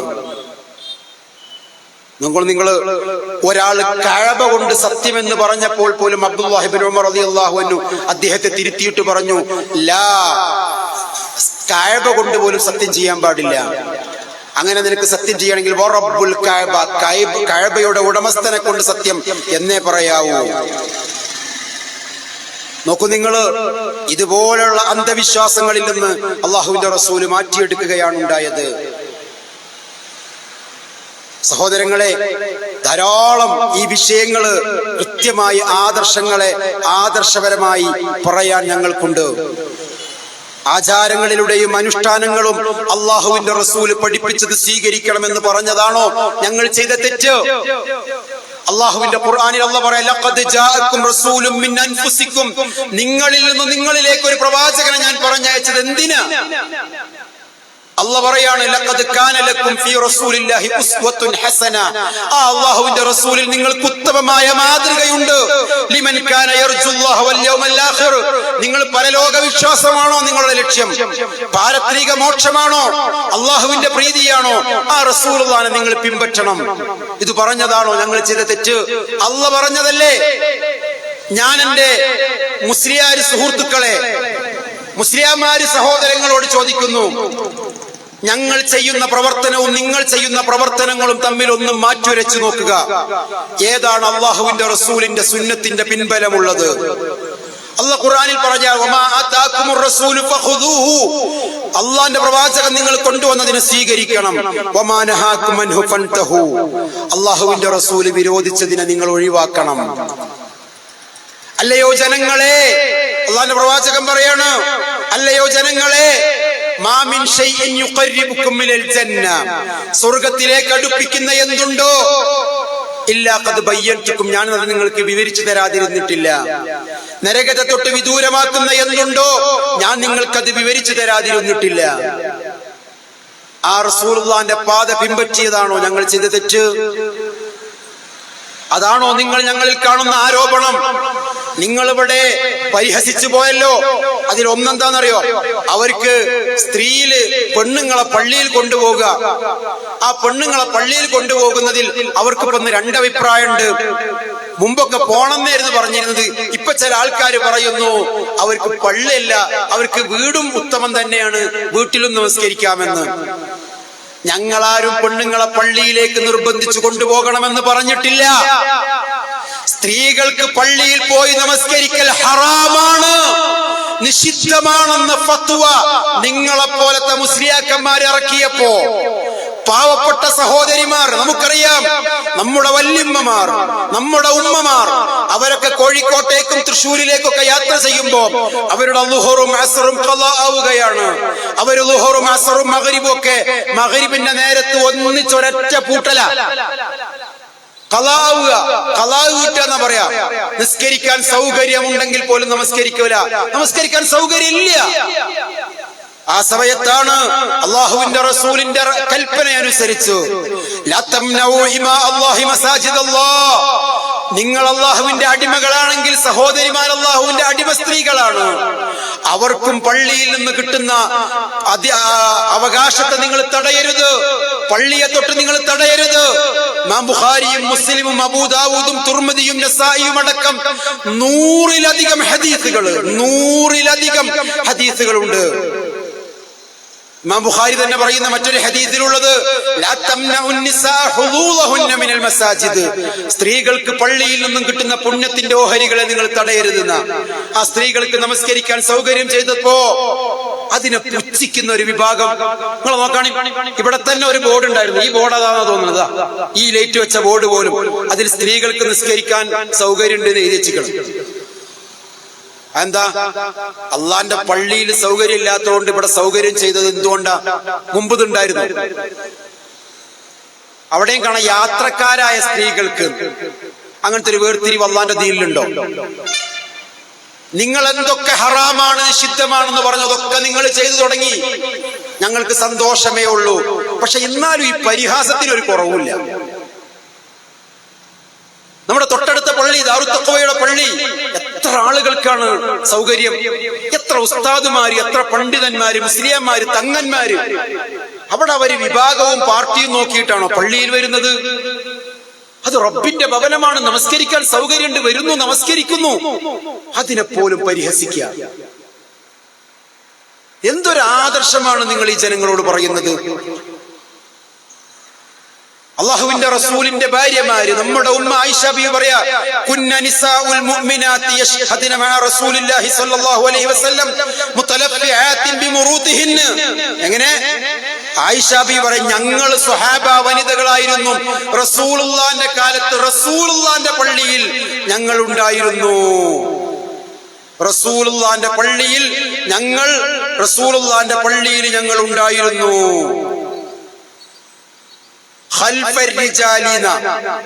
അന്യ പുരുഷന്മാരുടെ പിന്നിലായി ഞങ്ങൾ നമസ്കരിച്ചിരുന്നു എന്ന് ഹദീസുകളിൽ വേറെ കാണാം. ഇന്ന് പള്ളികളിൽ വേറെ സൗകര്യം പോലും നമ്മൾ ചെയ്യുന്നുണ്ട്, എന്നിട്ട് അതിനെ പുച്ഛിക്കുക. ആയിഷ ബീവിയൊക്കെ തള്ളിയിട്ട് ഏത് സ്വഹാബ വനിതയാണോ നിങ്ങൾ പരിചയപ്പെടുത്തുന്നത്? ഇമാം മുസ്ലിം റിപ്പോർട്ട് ചെയ്യുന്ന 578ാമത്തെ ഹദീസാണ്. ആദർശത്തെ നെഞ്ചുറപ്പോടെ ആദർശം കൊണ്ട് നേരിടാൻ പറ്റുമെങ്കിൽ നിങ്ങൾ ഇതിനെ ഗണ്ണിക്കണം. ഇമാം മുസ്ലിം റിപ്പോർട്ട് ചെയ്യുന്ന 230ാമത്തെ ഹദീസാണ് ഞാൻ പറഞ്ഞത്. ആയിഷ ബീവി പറയാണ്, ഞങ്ങൾ സ്വഹാബ വനിതകള് റസൂലുള്ളാഹിന്റെ പള്ളിയിൽ ഞങ്ങൾ സുബ്ഹി നമസ്കാരത്തിന് പോലും പോയിരുന്നു. നിഷേധിക്കാൻ പറ്റുമോ നിങ്ങൾക്ക്? എത്രത്തോളം എന്നറിയാം നിങ്ങൾക്ക്? ഇമാം ബുഖാരി റിപ്പോർട്ട് ചെയ്യുന്ന 707ാമത്തെ ഹദീസിൽ കാണാം, ഖതാദ റളിയല്ലാഹു അൻഹു പറയാം, റസൂലുള്ളാഹി സ്വല്ലല്ലാഹു അലൈഹി വസല്ലം പറയാണ്, ഇന്നി ലഅഖൂമു ഫിസ്സലാത്തി ഉരീദു അൻ ഉതവ്വില ഫീഹാ, ഞാൻ വലിയ സൂറത്ത് ഓതി നമസ്കരിക്കാൻ വേണ്ടി നിൽക്കും. കുഞ്ഞു കുട്ടികളുടെ ഏത് മുലകുടി പ്രായമുള്ള കുഞ്ഞു കുട്ടികളുമായി ഉമ്മമാര് പള്ളിയിൽ വന്നിട്ടുണ്ട്. ആ കൊച്ചു കുട്ടികളുടെ കരച്ചിൽ ഞാൻ കേൾക്കും. ഞാനപ്പ എന്റെ നമസ്കാരം ഒന്ന് ചുരുക്കും. ആ ഉമ്മാക്ക് വിഷമുണ്ടാവുമല്ലോ എന്ന് കരുതിയിട്ട്. അത്രത്തോളം പിഞ്ചുമക്കളെ പോലും എടുത്ത് പള്ളിയിൽ വരുന്ന സഹോദരിമാരെ പോലും പ്രോത്സാഹിപ്പിച്ച ആ മുത്തുനബിയുടെ സുന്നത്തിനെയാണോ നിങ്ങൾ പുച്ഛിക്കുന്നത്? എന്താ ആദർശമാണ് നിങ്ങൾ ജനങ്ങളോട് പറയുന്നത്? 100-ലധികം ഹദീസുകളുണ്ട്. സ്ത്രീകൾക്ക് പള്ളിയിൽ പോയി നമസ്കരിക്കൽ അനുവദനീയമാണ്. അവിടെ മുത്തുനബിന്റെ കൽപ്പന പുരുഷ സമൂഹത്തോട് നിങ്ങൾ തടയരുത് എന്നാണ്. ധാരാളം ഹദീസുകൾ ആ വിഷയത്തിൽ കാണാം നമുക്ക്. ഞാൻ എല്ലാം ഉദ്ധരിക്കാൻ നമ്മുടെ സമയം അനുവദിക്കുന്നില്ല. പിന്നെ നിങ്ങൾ ആക്ഷേപമായി പറഞ്ഞത് എന്താണ്? അവര് തറാവീഹ് ചിലവർ 8 നിസ്കരിക്കും, ചിലവർ അതിലും കുറഞ്ഞ് നിസ്കരിക്കും, ചിലവർ അതിൽ കൂടി നിസ്കരിക്കും ഒക്കെ.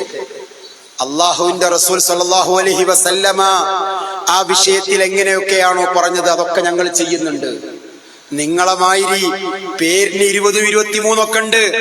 ഞങ്ങൾ ഈ പറഞ്ഞ നിങ്ങൾ പരിഹസിച്ച 8, 3, 11 കഴിഞ്ഞിട്ടും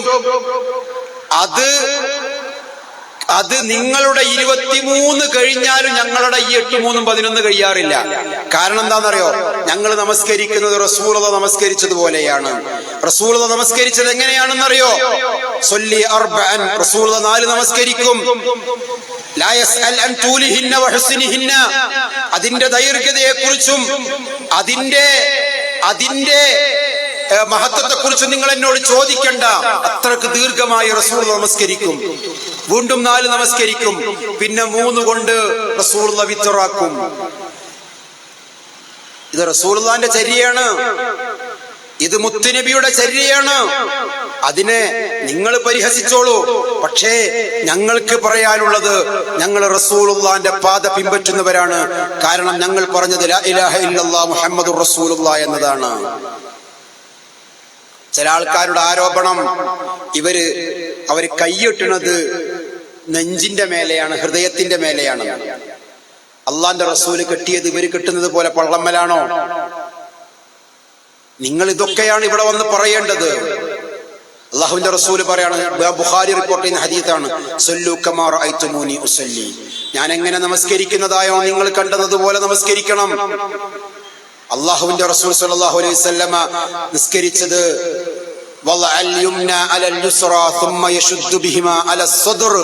വലത്തെ കൈ ഇടത്തെ കൈയിന്റെ മേലെ വെച്ച് അള്ളാഹുവിന്റെ റസൂൽ അത് വെച്ചത് ഹൃദയത്തിന്റെ മേലെയാണ്, നെഞ്ചിന്റെ മേലെയാണ്. ഇമാം മുസ്നദ് അഹ്മദിന്റെ മുസ്നദിൽ കാണാം, അബൂദാവൂദിന്റെ ഹദീസിൽ കാണാം. ധാരാളം ഹദീസുകൾ ആ വിഷയത്തിലുണ്ട്. ഇതാണ് അതുമായി ബന്ധപ്പെട്ട് പറയാനുള്ളത്. അതുകൊണ്ട് സഹോദരങ്ങളെ, തെറ്റിദ്ധാരണകൾ പരത്താതിരിക്കുക, തെറ്റിദ്ധാരണകൾ ഉണ്ടാക്കാതിരിക്കുക. ഖുനൂത്തിന്റെ വിഷയത്തിൽ നിലപാടില്ലാത്തവരാണെന്നാണ് മറ്റൊരാരോപണം. എന്താ ഖുനൂത്തിന്റെ വിഷയത്തില് മാലിക് ഇബ്നുൽ അശ്ജഅഇ റളിയല്ലാഹു അൻഹു പറയുന്ന ഒരു ഹദീസ് കാണാം. സല്ലൈതു ഖൽഫ റസൂലില്ലാ, ഞാൻ റസൂലുള്ളാഹിന്റെ പിന്നിൽ നമസ്കരിച്ചു. ഫലം യഖ്നുത്, റസൂലുള്ളാഹി ഖുനൂത്ത് ഓതിയിട്ടില്ല. സല്ലൈതു ഖൽഫ അബീബക്കർ, ഞാൻ അബൂബക്കർ റളിയല്ലാഹു അൻഹുവിന്റെ പിന്നിൽ നമസ്കരിച്ചു. ഫലം യഖ്നുത്, അദ്ദേഹവും ഖുനൂത്ത് ഓതിയിട്ടില്ല. സല്ലൈതു ഖൽഫ ഉമർ, ഉമർ റളിയല്ലാഹു അൻഹുവിന്റെ പിന്നിൽ ഞാൻ നമസ്കരിച്ചു. ഫലം യഖ്നുത്, അദ്ദേഹവും ഓതിയില്ല. വസല്ലൈതു ഖൽഫ ഉസ്മാൻ, ഉസ്മാൻ റളിയല്ലാഹു അൻഹുവിന്റെ പിന്നിൽ ഞാൻ നമസ്കരിച്ചു. ഫലം യഖ്നുത്, അദ്ദേഹവും ഓതിയിട്ടില്ല. വസല്ലൈതു ഖൽഫ അലിയിൻ, അലി റളിയല്ലാഹു അൻഹുവിന്റെ പിന്നിൽ ഞാൻ നമസ്കരിച്ചു. അദ്ദേഹവും ഓതിയിട്ടില്ല. റസൂലുള്ളാഹിന്റെയും 4 ഖുലഫാഉർ റാഷിദുകളുടെയും പിന്നിൽ നമസ്കരിക്കാൻ ഭാഗ്യം കിട്ടിയ ഒരു സ്വഹാബിയുടെ വചനം, അത് ഞങ്ങളുടെ തെളിവാണോ? അതുകൊണ്ട് തന്നെ അതല്ലാതെ മുത്തുനബി ഓതിയതായിട്ട് സ്ഥിരപ്പെട്ടു വന്നിട്ടുണ്ടെങ്കിൽ ഞങ്ങൾ സ്ഥിരമായി ഓതും. അതിൽ ഞങ്ങൾക്കാരുടെയും മോശാരത്തിന്റെ ആവശ്യമില്ല. മുത്തുനബി ചെയ്തതാണോ ഞങ്ങൾ ചെയ്യും, റസൂലുള്ളാഹി ചെയ്യാത്തതാണോ ഞങ്ങൾ ചെയ്യുകയില്ല എന്നുള്ളതാണ് അതുമായി ബന്ധപ്പെട്ട് പറയാനുള്ളത്. മറ്റൊരാരോപണം എന്താണ്? മറ്റൊരാരോപണം ഇവർക്ക് റസൂലുള്ളാഹിനോട് സ്നേഹമില്ലാത്തവരാണ്. ഇസ്ലാം എന്ന് പറഞ്ഞാൽ മഹബ്ബത്താണ്. ഇവിടെ പ്രസംഗിച്ചവരും പറഞ്ഞു അത് മഹാന്മാരോടുള്ള മഹബ്ബത്താണ്. നിങ്ങളെക്കാൾ കൂടുതൽ മുത്തുനബിയോട് സ്നേഹമുണ്ടോ ഞങ്ങൾക്ക്? ഞങ്ങളുടെ സ്നേഹം നിങ്ങളുടെ മാതിരി ഒരു മാസത്തേക്ക് മാത്രം ചുരുങ്ങുന്നതല്ല, അതേതെങ്കിലും ഒരു ദിവസത്തേക്ക് ചുരുക്കുന്നതല്ല. അതിന് പേര് പറയുന്നത് മഹബ്ബത്ത് എന്നല്ല, അതിന് പറയുന്ന പേര് ബിദ്അത്ത് എന്നാണ്. ഞാനിതൊരു ആവേശത്തിൽ പറയുകയല്ല. മഹാനായ ഇമാം ഇബ്നു ഹജർ അൽ അസ്ഖലാനി റഹിമഹുല്ലാഹ് ഷാഫി മദ്ഹബിൽ അറിയപ്പെട്ട പണ്ഡിതനല്ലേ, മുഹദ്ദിസല്ലേ, ഫഖീഹല്ലേ, ഷാഫി മദ്ഹബുകാരനല്ലേ. അദ്ദേഹത്തോട് ഇതിനെക്കുറിച്ച് ചോദിച്ചപ്പോ സുഇല ശൈഖുൽ ഇസ്ലാം ഹാഫിദുൽ അസ്ർ അബുൽ ഫളൽ അഹ്മദ് ഇബ്നു ഹജർ അൽ അമലി അൽ മൗലിദ്, കാലഘട്ടത്തിന്റെ ഹാഫിളായ ഇബ്നു ഹജർ അസ്ഖലാനിയോട് ചോദിക്കുകയാണ് അൻ അമലിൽ മൗലിദി, മൗലിദ് കർമ്മത്തെക്കുറിച്ച്, മൗലിദ് കർമ്മത്തെക്കുറിച്ച്, ജന്മദിനാഘോഷത്തെക്കുറിച്ച് ചോദിച്ചപ്പോ അദ്ദേഹം പറഞ്ഞ മറുപടി എന്താണ്? റസൂലുള്ളാഹിന്റെ മൗലിദിനെ കുറിച്ച് ചോദിച്ചപ്പോ അദ്ദേഹം കൊടുത്ത മറുപടി ഫഅജാബ ബിമാ നസ്സഹു, വ്യക്തമായി അദ്ദേഹം കൊടുത്ത ഫത്വ എന്താ, മറുപടി എന്താ മുസ്ലിയാരെ? അസ്ലു അമലിൽ മൗലിദി ബിദ്അത്തുൻ, മൗലിദ് എന്ന അമലിന്റെ, മൗലിദ് കർമ്മത്തിന്റെ അടിസ്ഥാനം തന്നെ ബിദ്അത്താണ്, പുത്തനാചാരമാണ്. അതുകൊണ്ട് ഞങ്ങൾ ചെയ്യുന്നില്ല. ഇത് ഷാഫി മദ്ഹബിലെ പണ്ഡിതന്മാര് പറഞ്ഞതാണ്.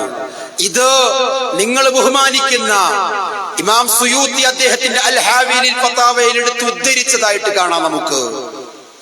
അസ്ലു അമലിൽ മൗലിദി ബിദ്അത്തുൻ, ഇത് മുഹമ്മദ് ബിൻ അബ്ദുൽ വഹാബ് പറഞ്ഞതല്ല, ശൈഖുൽ ഇസ്ലാം ഇബ്നു തൈമിയ പറഞ്ഞതല്ല, ഇബ്നു ഹജർ അൽ അസ്ഖലാനി പറഞ്ഞതാണ്. മാത്രമല്ല അദ്ദേഹം പറഞ്ഞത് എന്താണ്? വീണ്ടും അദ്ദേഹം പറയാ ലം തുൻഖൽ അൻ അഹദിൻ മിനസ് സലഫിസ് സാലിഹ്, സലഫുസ് സാലിഹീങ്ങളിൽപ്പെട്ട ഒരൊറ്റ ആളിൽ നിന്നും ഇത് റിപ്പോർട്ട് ചെയ്യപ്പെട്ടിട്ടില്ല.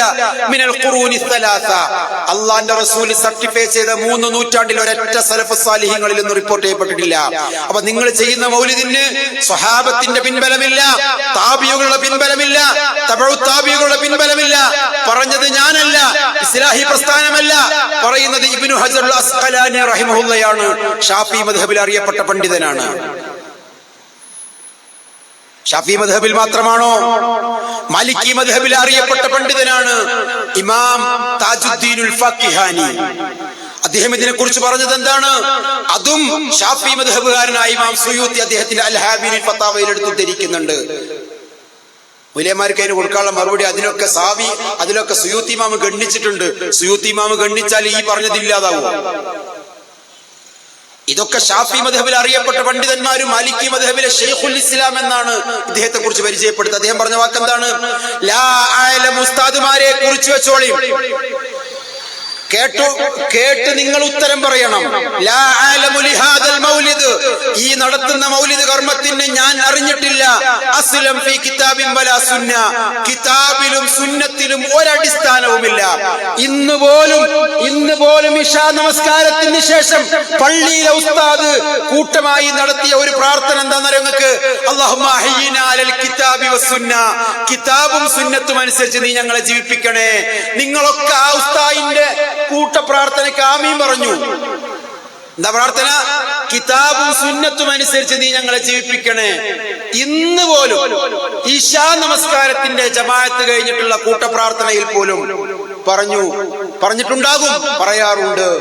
മഗ്‌രിബിനും ഇശാക്കൊക്കെ ശേഷം പറയും, അല്ലാഹുമ്മ അഹ്യിനാ അലൽ കിതാബി വസുന്ന, കിതാബും സുന്നത്തും അനുസരിച്ച് നീ ഞങ്ങളെ ജീവിപ്പിക്കണേ. വഅമിത്നാ മഅൽ ഈമാനി വത്തൗബ, ഈമാനോടും തൗബയോടും കൂടെ മരിപ്പിക്കണേ എന്ന് ഇമാം താജുദ്ദീൻ ഫാക്കിഹാനി പറയുന്നു. നിങ്ങൾ ഈ പറഞ്ഞ കിതാബും സുന്നത്തുണ്ടല്ലോ, ലാ അലമു ലിഹാദൽ മൗലിദി അസ്ലം ഫീ കിതാബിൻ വലാ സുന്ന, കിതാബിലും സുന്നത്തിലും ഇതിനൊരടിസ്ഥാനവുമില്ല.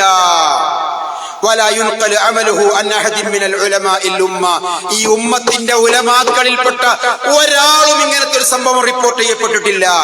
അല്ലദീന ഹുമുൽ ഖുദ്വത്തു ഫിദ്ദീൻ, അവരാണോ ഈ ദീനിലെ ഖുദ്വത്ത്, അല്ലാതെ നിങ്ങളല്ല. അദ്ദേഹം പറയാണ്, അൽ മുത്തമസ്സിഖൂന ബി ആസാരിൽ മുതഖദ്ദിമീൻ, മുൻഗാമികളുടെ പാത പിൻപറ്റുന്ന ആ മഹാന്മാരുടെ പാതയിൽ കാണാൻ കഴിയില്ല. എന്നിട്ട് അദ്ദേഹം പറയാണ്, ബൽ ഹുവ ബിദ്അത്തുൻ, ഇത് പുത്തനാചാരമാണ്. അഹദസഹൽ ബത്താലൂൻ, മേലനങ്ങാതെ ജീവിക്കുന്ന ആളുകളാണ് ഇത് പുതുതായി കൊണ്ടുവന്നത്. ദേഹേച്ഛക്കനുസരിച്ച് പ്രവർത്തിക്കുന്ന ആളുകൾ കെട്ടിക്കൂട്ടിണ്ടാക്കിയ സാധനമാണിത്. ഇതുകൊണ്ട് മുതലെടുക്കുന്നത് അൽ അക്കാലൂൻ, തീറ്റപ്രിയരാണ്. ഇത് പറഞ്ഞത് മുജാഹിദുകളല്ല, ഇമാം താജുദ്ദീൻ ഫാക്കിഹാനിയാണ്. ഇമാം സുയൂത്തിയാണ് അദ്ദേഹത്തിന്റെ അൽ ഹാവീനിൽ ഫത്താവയിൽ ഇത് എടുത്തുദ്ധരിക്കുന്നത്. ഞങ്ങൾ ഏത് സ്വീകരിക്കണം? റസൂലുള്ളാഹിയും സഹാബത്തും പഠിപ്പിച്ചത് സ്വീകരിക്കണോ, പഠിപ്പിക്കാത്തത് സ്വീകരിക്കണോ? നിങ്ങൾ പറയണം. മറ്റൊരാരോപണം എന്താ? ഞങ്ങളുടെ ഖുതുബ ജനങ്ങൾക്ക് മനസ്സിലാകുന്നു.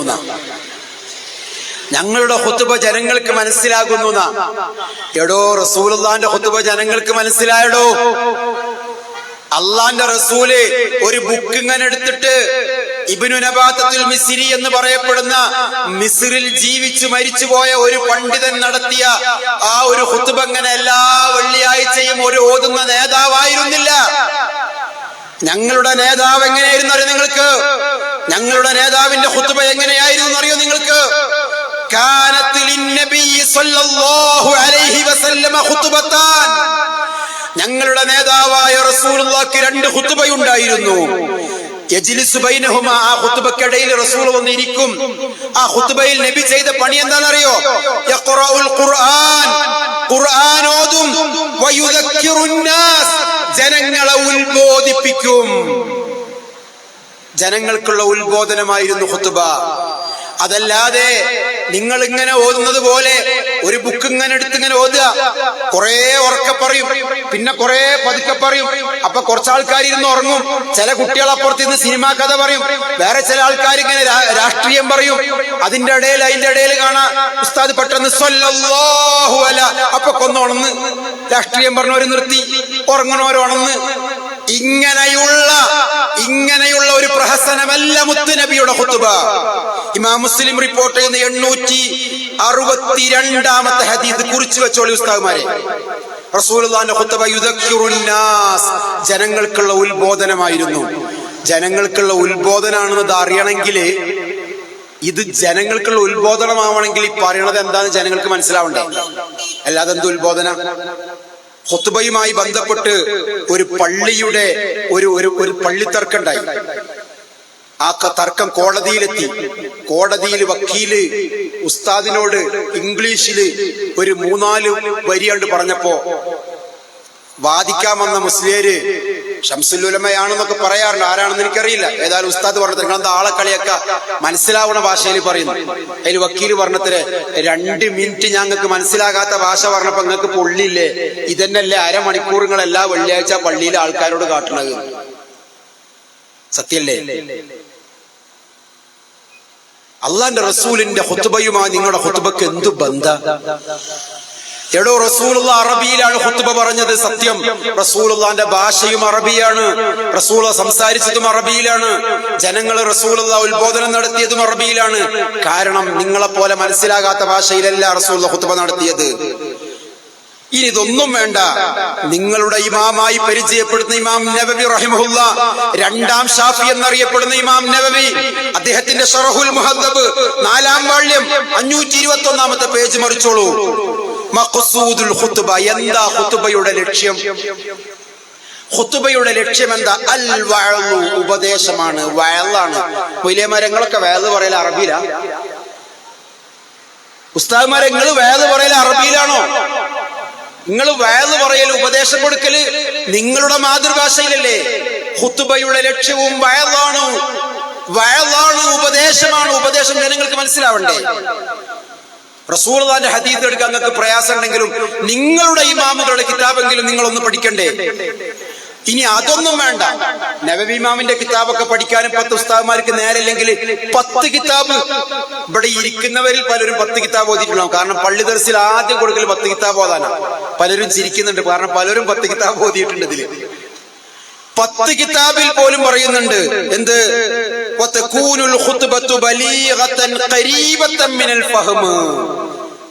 ഖുത്ബ എങ്ങനെയായിരിക്കണം? വളരെ സാരസമ്പൂർണമാവണം, ചുരുങ്ങിയതാവണം. സാരസമ്പൂർണം എന്ന് പറഞ്ഞാല് ആശയം കൊണ്ട്, എന്നാൽ വളരെ ഇങ്ങനെ വലിച്ചു നീട്ടിയതാവരുത്. ഖരീബത്തും മിനൽ ഫഹ്മ്, പെട്ടെന്ന് മനസ്സിലാകുന്നതാവണം. ജനങ്ങൾക്ക് മനസ്സിലാകാൻ വളരെ എളുപ്പമുള്ളതാവണം. 10 കിതാബിൽ പോലും പറയുന്നുണ്ട്. അതുപോലും എടുക്കാതെയാണ് സലഫികളുടെ നെഞ്ചത്ത് കയറാൻ വരുന്നത്. സഹോദരങ്ങളെ, ജനങ്ങൾക്ക് എന്തെങ്കിലും മനസ്സിലാകണമെന്ന നിലക്ക് മനസ്സിലാകുന്ന പള്ളിയിലേക്ക് അവര് വരും. അതിൽ നിങ്ങൾ ഇങ്ങനെ അസഹിഷ്ണുത കാണിക്കരുത് പൊന്നു ഉസ്താദ്മാരെ. അവർക്ക് എന്തെങ്കിലും ഒന്ന് മനസ്സിലായിക്കോട്ടെ. ഇപ്പൊ ഞങ്ങളെ പള്ളിയിൽ വരുന്നവരൊന്നും ഇസ്ലാഹി പ്രവർത്തകരല്ല. എല്ലാവരും 10%, 20% ഉണ്ടാവും. ബാക്കിയുള്ളവരൊക്കെ എന്തെങ്കിലും ആഴ്ചയിൽ അള്ളാഹുവിന്റെ ഒരു ഉത്ബോധനം കിട്ടണം, ദീനിന്റെ എന്തെങ്കിലും കാര്യം കിട്ടണമെന്നുള്ള നല്ല ഉദ്ദേശത്തിൽ വരികയാണ്. അവരെയും കൂടി നിങ്ങൾക്ക് തടഞ്ഞിട്ട് എന്ത് നേട്ടാ നിങ്ങൾക്ക് കിട്ടാനുള്ളത്? അതല്ല, അവരതിനും കൂടി കൂടാതെ വെറും ഈ പറയപ്പെടുന്ന ഈ വലല്ലാലിയും പാട്ട് കേൾക്കാൻ വരണോ?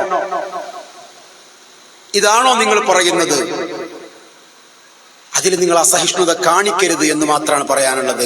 റസൂലുള്ളാഹിന്റെ സുന്നത്തിനെതിരാണ്. റസൂലുള്ളാഹ് ജനങ്ങൾക്ക് മനസ്സിലാകുന്ന രീതിയിലാണ് ഖുത്ബ നിർവഹിച്ചത്. ഉത്ബോധനം ഒന്നും വേണ്ട.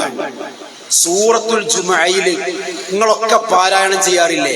ഇദാ നൂദിയ ലിസ്സലാത്തി മിൻ യൗമിൽ ജുമുഅ, വെള്ളിയാഴ്ച പള്ളിയിൽ നിന്ന് ബാങ്ക് വിളിക്കപ്പെട്ടാൽ ഫസ്ഔ, നിങ്ങൾ വേഗം പോകണം, ഇലാ ദിക്രില്ലാ, അല്ലാഹുവിന്റെ ഉത്ബോധനത്തിലേക്ക്, അല്ലാഹുവിന്റെ സ്മരണയിലേക്ക്. അത് സ്മരണയും ഉത്ബോധനവും ഒക്കെ ആവണമെങ്കിൽ അത് ഉത്ബോധനാണെന്നെങ്കിലും ആൾക്കാർക്ക് മനസ്സിലാവണ്ടേ? അത് വേണ്ടേ? അതിനെയാണോ നിങ്ങൾ പരിഹസിക്കുന്നത്? അപ്പൊ ആയതുകൊണ്ട് സഹോദരങ്ങളെ, അതുമായി ബന്ധപ്പെട്ട് ഞങ്ങൾക്ക് പറയാനുള്ളത് അതാണ്. അപ്പോ അള്ളാഹുവിന്റെ റസൂൽ എന്താണോ ചെയ്തത് അതാണ് ഞങ്ങൾ ചെയ്യുന്നത്. തറാവീഹിന്റെ കാര്യത്തിലാവട്ടെ അല്ലാത്ത കാര്യത്തിലാവട്ടെ, അതാണ് റസൂലുള്ളാഹിന്റെ ചര്യ. അത് ഞങ്ങൾ സ്വീകരിക്കുന്നു. എന്റെ സഹോദരങ്ങളെ, ഞാനൊരു 10 മിനിറ്റ് കൂടെ മാത്രം സംസാരിക്കുള്ളൂ, അത് ഞാൻ അവസാനിപ്പിക്കാം. മരണവുമായി ബന്ധപ്പെട്ടാണ് ഈ മുസ്ലിംമാര് വല്ലാണ്ട് ഹാലിളക്കം നടത്താറുള്ളത്. മരിച്ച വീടും കല്യാണ വീടും ഒക്കെയാണ് വലിയ പ്രശ്നം ഉണ്ടാക്കുക. നേരത്തെ ഇവിടെ കേട്ടല്ലോ, കല്യാണ വീട്ടിൽ ധാരാളം ആളുകൾ കൂടും. ആ ആളുകൾ കൂടുമ്പോ അവർക്കൊരു ഉപദേശം, ഉത്ബോധനം ആ നിക്കാഹിന്റെ മുമ്പ് കൊടുക്കുക. അവിടെ വലിയ പ്രശ്നം ഉണ്ടാക്കും. ആറ്റുനോറ്റുണ്ടാക്കിയ ഒരു പൊന്നുമോളെ കെട്ടിച്ചു വിടുന്ന സമയത്ത് പോലും ഒരു മാന്യമായി നിക്കാഹിന്റെ സദസ്സ് നടത്താൻ പോലും പലപ്പോഴും ഇവര് സമ്മതിക്കൂല.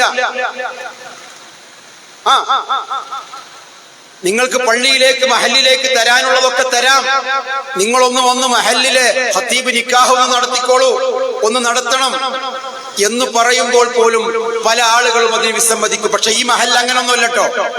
ഈ മഹല്ലിലെ ഒരു മഹത്തായ ഒരു നന്മ, അവരവരുടെ പൊന്നുമക്കളെ അവർക്ക് ഇഷ്ടമുള്ള രീതിയിൽ അവർ മലയാളത്തിൽ ഖുത്ബ നടത്തിയിട്ടാണെങ്കിലും ഒരു നിക്കാഹ് നടത്തിക്കോട്ടെ. മഹല്ല് കൃത്യമായിട്ട് അത് രേഖപ്പെടുത്താനും അതിന്റെ സർട്ടിഫിക്കറ്റ് ഒക്കെ മാന്യമായിട്ട് കൊടുക്കാറുണ്ട്. എന്റെ അനുഭവത്തിൽ തന്നെ ഉണ്ട്. ആ ഐക്യമൊന്നും തകർക്കരുത് എന്നാണ് ഈ വന്ന് പ്രസംഗിക്കുന്നവരോട് ഞങ്ങൾക്ക് സ്നേഹബുദ്ധിയാ പറയാനുള്ളത്. ചില ആളുകള് വലിയ പ്രശ്നക്കാരാണ്. ചില മുസ്ലിംമാര് പോകൂല, എന്നാലോ അവർക്ക് കിട്ടേണ്ടത് കിട്ടും വേണം. അതവർ കൃത്യമായിട്ട് വാങ്ങുകയും ചെയ്യും. എന്നാൽ പണിയെടുക്കാത്തതിനെങ്കിലും കൂലി വാങ്ങാതിരുന്നൂടെ? അതുപോലും ചെയ്യാതിരിക്കില്ല. ഞാൻ അതിലേക്ക് പോവല്ല. പറഞ്ഞു വന്നത്, മരണവുമായി ബന്ധപ്പെട്ട് ഒരാൾ മരിച്ചാൽ എന്തൊക്കെ ചെയ്യണം, എന്തൊക്കെ ചെയ്യേണ്ടതില്ല എന്ന് വളരെ കൃത്യമായി അള്ളാഹുവിന്റെ റസൂൽ പഠിപ്പിച്ചു തന്നിട്ടുണ്ട്. ചില ആളുകൾക്ക് ചില ആവേശം കാട്ടലാണ്. ഒരു മകൻ മരിച്ചാൽ, ഒരു ഉമ്മ മരിച്ചാൽ, ഒരു ഉപ്പ മരണപ്പെട്ടാൽ ആ കുടുംബക്കാരൻ അള്ളാഹുവിന്റെ റസൂലിന്റെ സുന്നത്തനുസരിച്ച് കാര്യങ്ങൾ നടത്തണമെന്ന് ആഗ്രഹമുണ്ടെങ്കിലും മകൻ മരിച്ച സങ്കടത്തിലായിരിക്കും. മകൻ മരിച്ച സങ്കടത്തിലുള്ള ഒരു പിതാവിന്റെ ആ സങ്കടം പോലും ചൂഷണം ചെയ്യുന്ന പുരോഹിതന്മാരുണ്ട്. വല്ലാത്ത സങ്കടമുണ്ട്. മകൻ മരിച്ച സങ്കടത്തിൽ പോലും ആ മകൻ മരിച്ച കർമ്മങ്ങൾ പോലും റസൂലുള്ളാഹിന്റെ സുന്നത്തനുസരിച്ച് ചെയ്യണമെന്ന് ആഗ്രഹിച്ചാൽ, ഉമ്മയുടെ കർമ്മങ്ങൾ പോലും എന്റെ മുത്തുനബിയുടെ ചര്യ അനുസരിച്ച് ചെയ്യണമെന്ന് ആഗ്രഹിച്ചാൽ അനുവദിക്കാത്ത ചില ആളുകൾ. എന്താണ് ഒരാൾ മരിച്ചാൽ മയ്യിത്ത് കൊണ്ടുപോകുമ്പോഴുള്ള ധർമ്മം? ഇമാം നബവി റഹിമഹുല്ലാ അദ്ദേഹത്തിന്റെ അൽ അദ്കാർ എന്ന കിതാബിൽ പറയുന്നു, വഅലം, നീ അറിയണം, അന്ന സവാബൽ മുഖ്താർ, ഏറ്റവും ശരിയായതും തെരഞ്ഞെടുക്കപ്പെട്ടതുമായ നിലപാട് ഷാഫി മദ്ഹബിലെ രണ്ടാം ഷാഫി എന്നറിയപ്പെടുന്ന ഇമാം നബവി റഹിമഹുല്ലാ പറയാണ്, മാ കാന അലൈഹി സലഫു റളിയല്ലാഹു അൻഹും, അല്ലാഹ് തൃപ്തിപ്പെട്ട സ്വഹാബത്തിന്റെ നിലപാടാണ് നിങ്ങൾ സ്വീകരിക്കേണ്ടത്. അല്ലാഹ് തൃപ്തിപ്പെട്ട സലഫുസ് സാലിഹീങ്ങളുടെയും സ്വഹാബത്തിന്റെയും നിലപാട് ജനാസ കൊണ്ടുപോകുമ്പോൾ മൗനമായി കൊണ്ടുപോകലാണ്. ഇത് നബവി ഇമാമിന്റെ വാക്കല്ലേ? നീ ശബ്ദമുയർത്തരുത്, ഖുർആൻ ഓതിക്കൊണ്ടോ, വലാ ദിക്രിൻ, ദിക്ർ ചൊല്ലിക്കൊണ്ടോ, വലാ ഗൈരി ദാലിക, അതല്ലാത്ത മറ്റു കാര്യങ്ങൾ കൊണ്ടോ. ഷാഫി മദ്ഹബിലെ രണ്ടാം ഷാഫി എന്ന് പറയപ്പെടുന്ന ഇമാം നബവിയുടെ വാക്കാണ് ഈ വാക്ക്. നോക്കൂ നിങ്ങള്, അതിനെ പോലും കാറ്റിൽ പറത്തിയിട്ട് ഒരു ചില മുദ്രാവാക്യങ്ങളാണ് ചില ആളുകൾ. അത് പ്രത്യേകിച്ച് ഒരു സലഫി ആദർശം നെഞ്ചോട് ചേർക്കുന്ന റസൂലുള്ളാഹിന്റെ സുന്നത്തനുസരിച്ച് ജീവിക്കുന്ന ഒരാളുടെ ഉമ്മയോ ഉപ്പയോ മകനൊക്കെ ആണെങ്കിൽ ചില ആളുകൾക്ക് മുന്നിൽ നിന്ന് വല്ലാത്ത ആവേശം കാട്ടല. എന്റെ ഒരു സഹോദരന്റെ ഒരു കുഞ്ഞുമോൻ മരണപ്പെട്ടു. അടുത്ത് ഒരു കുഞ്ഞുമോൻ, എന്റെ സഹോദരന്റെ ഒരു പൊന്നുമോൻ, കച്ചേരിപ്പറമ്പിലുള്ള. അവിടെ മാന്യമായിട്ട് അതിന്റെ ആളുകളൊക്കെ ഇടപെട്ടു. ആ കുട്ടിയെ മയ്യിത്ത് കൊണ്ടുപോകുന്ന സമയത്ത് ആ കുട്ടിയുടെ ജനാസ ആംബുലൻസിൽ കൊണ്ടുപോകാനാ തീരുമാനം. ആംബുലൻസിൽ കൊണ്ടുപോകാൻ തീരുമാനിച്ച ആളുകളൊക്കെ നേരത്തെ പറഞ്ഞയച്ചു. നാട്ടിലൊരു പ്രയാസം ഉണ്ടാക്കണ്ട എന്നുള്ള നിലക്ക് ആ സഹോദരന്റെ കുടുംബക്കാരൊക്കെ ചേർന്നിട്ട് ആംബുലൻസിലായിക്കോട്ടെ എന്ന് തീരുമാനിച്ചു. വലിയ വിവാദം ഉണ്ടാക്കണ്ട എന്നുള്ള നിലക്ക് ചില ആളുകളുടെ ഒരു 5-6 ചെറുപ്പക്കാരുണ്ട്. ചില ആൾക്കാർ അവിടെ ഇങ്ങനെ പറ്റി നിൽക്കണം. ഇവരൊക്കെ ലക്ഷ്യം നോക്കണം നിങ്ങൾ. ആളുകളോടൊക്കെ പറഞ്ഞു, എല്ലാവരും പള്ളിയിലേക്ക് നടന്നോളി, ആംബുലൻസിലാണ് ജനാസ കൊണ്ടുപോകുന്നത്. എല്ലാവരും പള്ളിയിലേക്ക് പോയി. ഇവര് ഒരു 5-6 ആൾക്കാർ നമ്മൾ പോലെ ആംബുലൻസിലേക്ക് ജനാസ കയറ്റാനാണ് എന്നല്ലേ കരുതുക. ആളുകളൊക്കെ പോയപ്പോ എന്ത് ചെയ്തു, ഈ കുട്ടിയുടെ വേണ്ടപ്പെട്ടവരടക്കം പോയപ്പോ ഈ ആംബുലൻസുകാരനോട് ഇവര് പറയാണ്, നിങ്ങൾ ആംബുലൻസ് പോയിക്കോളി. എന്നിട്ട് ഈ 5-8 ആൾക്കാര് ഈ കുട്ടിയുടെ ജനാസയും ചുമന്നുകൊണ്ട് ഒരു ദിക്ർ ജാഥ. ഈ നമ്മുടെ തൊട്ടടുത്ത് ഉണ്ടായതാണ്. നിങ്ങൾ എന്തിനാണോ ഈ ഇതുപോലുള്ള ചില ആവേശം കാട്ടൽ അള്ളാഹുവിന്റെ ദീന് വെച്ച്? രണ്ടാം ഷാഫി എന്നറിയപ്പെടുന്ന ഇമാം നബവി റഹിമഹുല്ലാഹ് പറയാണ്, ഫലാ യർഫഉ സൗതൻ, ശബ്ദമുയർത്താനേ പാടില്ല, ബിഖിറാത്തിൻ, ഖിറാഅത്ത് ഓതിക്കൊണ്ടോ, വലാ ദിക്രിൻ, ദിക്ർ ചൊല്ലിക്കൊണ്ടോ, വലാ ഗൈരി ദാലിക, ഇതൊന്നും ചെയ്യാൻ പാടില്ല. ഇത് ഷാഫി മദ്ഹബല്ലേ? പിന്നെ ഇവരുടെ ആരോപണം എന്താ? ഇവരാരോപണം പാവപ്പെട്ട ഉമ്മമാരെയും ഉപ്പമാരെയും ഒക്കെ ഇവർ പറഞ്ഞ് ഈ മക്കൾക്ക് എതിരാക്കൽ എന്താണെന്നറിയോ? പൊന്നാരന്റെ അമ്മ, നിങ്ങളൊന്നും മരിച്ചാ ഇവര് ഖുർആൻ ഓതൂലട്ടോ, ഇവരൊന്നും ചെയ്യൂലട്ടോ. മരിച്ചാൽ പോലും ഖുർആൻ ഓതാത്ത ടീമാണ് ഇവര് പുച്ഛിക്കുന്നതും പരിഹസിക്കുന്നതും സ്വന്തം മദ്ഹബിനെയാണ്. അല്ലാമ ഇബ്നു കസീർ റഹിമഹുല്ലാഹ് ഷാഫി മദ്ഹബുകാരനാണ്, മുഫസ്സിറാണ്. അദ്ദേഹം ഈ വിഷയത്തിൽ എന്താണ് ഷാഫി മദ്ഹബിന്റെ നിലപാടെന്ന് പഠിപ്പിക്കുന്നുണ്ട്. അള്ളാന്റെ ഖുർആനിന്റെ ഒരു ആയത്ത് ധരിച്ചിട്ട് ഇബ്നു ഹജർ മഹാനായ ഇബ്നു കസീർ റഹിമഹുല്ലാഹ് പറയാണ്, അല്ലാമ ഇബ്നു കസീർ റഹിമഹുല്ലാഹ് പറയാ, വമിൻ ഹാദിഹിൽ ആയത്തിൽ കരീമ വഅൻ ലൈസ ലിൽ ഇൻസാനി ഇല്ലാ മാ സആ എന്ന ആയത്ത് ധരിച്ചിട്ട് പറയാണ്, ഈ മഹത്തായ ആയത്തിൽ നിന്ന് ഇസ്തൻബത ശാഫിഈ റഹിമഹുല്ലാഹ്, ഇമാം ശാഫിഈ റഹിമഹുല്ലാഹ് നിയമം കണ്ടെത്തി, വമനിത്തബഉഹു, ആ ശാഫിഈ ഇമാമിനെ പിൻപറ്റുന്ന മഹാന്മാരായ പണ്ഡിതന്മാരും നിയമം കണ്ടെത്തി, അന്നൽ ഖുർആൻ പാരായണം ലാ യസിലു ഇഹ്ദാഉ സവാബിഹാ, അത് ഓതിയിട്ട് അല്ലാഹുമ്മ ഔസിൽ മിസ്ല സവാബി മാ ഖറഅനാഹു എന്ന് പറയില്ലേ, അങ്ങനെ പറഞ്ഞാലും ലാ യസിലു ഇഹ്ദാഉ സവാബിഹാ, അതിന്റെ പ്രതിഫലം നിങ്ങൾ ഹദിയ ചെയ്താലും എത്തുകയില്ല ഇലൽ മൗത, മരണപ്പെട്ടവരിലേക്ക്, ലിഅന്നഹു ലൈസ മിൻ അമലിഹിം വലാ കസ്ബിഹിം, അത് അവരുടെ അധ്വാനമോ അവരുടെ പ്രവർത്തനമോ അല്ല, നിങ്ങൾ ചെയ്ത പ്രവർത്തനല്ലേ, അതിന് അവർക്ക് കൂലി കിട്ടണം എങ്ങനെയാണ് എന്ന് അദ്ദേഹം ചോദിച്ചിട്ട് അദ്ദേഹം പറയാണ്, വലിഹാദാ, മാത്രല്ല ലം യൻജുബി ഇലൈഹി റസൂലുള്ളാഹ്, ഇങ്ങനത്തെ ഒരു ചര്യ റസൂലുള്ളാഹ് സുന്നത്തായി പഠിപ്പിച്ചിട്ടില്ല. ശാഫിഈ ഇമാമിന്റെ നിയമമാണ് പറയുന്നത്. അല്ലാമ ഇബ്നു കസീർ റഹിമഹുള്ളയാണ്, തഫ്സീർ ഇബ്നു കസീറിലാണ്, 1-ാം വാള്യത്തിലാണ്, 24-25 പേജിലാണ്. നിഷേധിക്കോ നിങ്ങൾ? ആശയം കൊണ്ട് നിങ്ങൾ നേരിടണം. ഞങ്ങൾ പറയുന്നതല്ല പുത്തൻവാദം, റസൂലുള്ളാഹ് പഠിപ്പിച്ചിട്ടില്ല, ഇമാം മഹാനായ ഇമാമിങ്ങളാണ് ഈ പറയുന്നത്. മാത്രല്ല ലം യുൻദബി ഇലൈഹി റസൂലുള്ളാഹ്, റസൂലുള്ളാഹ് ഇങ്ങനത്തെ ഒരു സുന്നത്ത് പഠിപ്പിച്ചില്ല, ഉമ്മത്തഹു, ഉമ്മത്തിനെ, വലാ ഹസ്സഹും അലൈഹി, അതിന്റെ മേൽ പ്രേരിപ്പിച്ചില്ല, വലാ അർഷദും ഇലൈഹി, അതിലേക്ക് വഴി നടത്തിയില്ല, ബിനസ്സിൻ വലാ ഈമാഇൻ, വ്യക്തമായിട്ടും പറഞ്ഞില്ല, ഒരു സൂചനയും നൽകിയില്ല. വലം യൻഖുൽ ദാലിക അൻ അഹദിൻ മിനസ് സ്വഹാബത്തി റളിയല്ലാഹു അൻഹും, അല്ലാഹ് തൃപ്തിപ്പെട്ട ഒരൊറ്റ സ്വഹാബിമാരിൽ നിന്നും ഇങ്ങനത്തെ ഒരു സംഭവം റിപ്പോർട്ട് ചെയ്യപ്പെട്ടിട്ടില്ല. നിങ്ങൾ നിഷേധിക്കോ? ഷാഫി മദ്ഹബിലെ പണ്ഡിതനായ ഇബ്നു കസീർ റഹിമഹുള്ളയാണ് പറയുന്നത്, വലൗ കാന ഖൈറാ, ഇങ്ങനെ ഒരു നന്മയുണ്ടായിരുന്നെങ്കിൽ ലസബഖൂന ഇലൈഹി, സ്വഹാബത്ത് അതിലേക്ക് മുൻകടക്കുമായിരുന്നു. അതുകൊണ്ട് ഞങ്ങൾ ചെയ്യുന്നില്ല. ഓതുന്നവരുണ്ടാകാം, ഓതാത്തവരുണ്ടാകാം, ഓരോരുത്തരും അവരുടെ ഇഷ്ടമനുസരിച്ച് പ്രവർത്തിക്കുന്നവരുണ്ടാകാം. അവിടെയൊന്നും ഒച്ചപ്പാടും ബഹളം ഉണ്ടാക്കാൻ ഞങ്ങൾ പോവാറില്ല. റസൂലുള്ളാഹിന്റെ സുന്നത്ത് ഇങ്ങനെയാണെന്ന് ആവശ്യക്കാർക്ക് പറഞ്ഞു കൊടുക്കും. റസൂലുള്ളാഹിന്റെ സുന്നത്തിന്റെ പിൻബലമില്ലാത്തത് കൊണ്ട് ഞങ്ങളത് ചെയ്യാറില്ല എന്നതല്ലാതെ ഞങ്ങൾ എന്താണോ ഈ വിഷയത്തിൽ ഏതെങ്കിലും വെട്ടിച്ചുരുക്കിയോ ഏതെങ്കിലും എടുത്തൊഴിവാക്കിയോ? ഇവിടെ അതേപോലെ തന്നെ ഇത് എത്രത്തോളം എന്ന് പറയും, ഇതിൽ നടക്കുന്ന ചൂഷണം ചെറുതല്ല. അടുത്തൊരു സഹോദരൻ നടക്കാവിൽ മരണപ്പെട്ടു.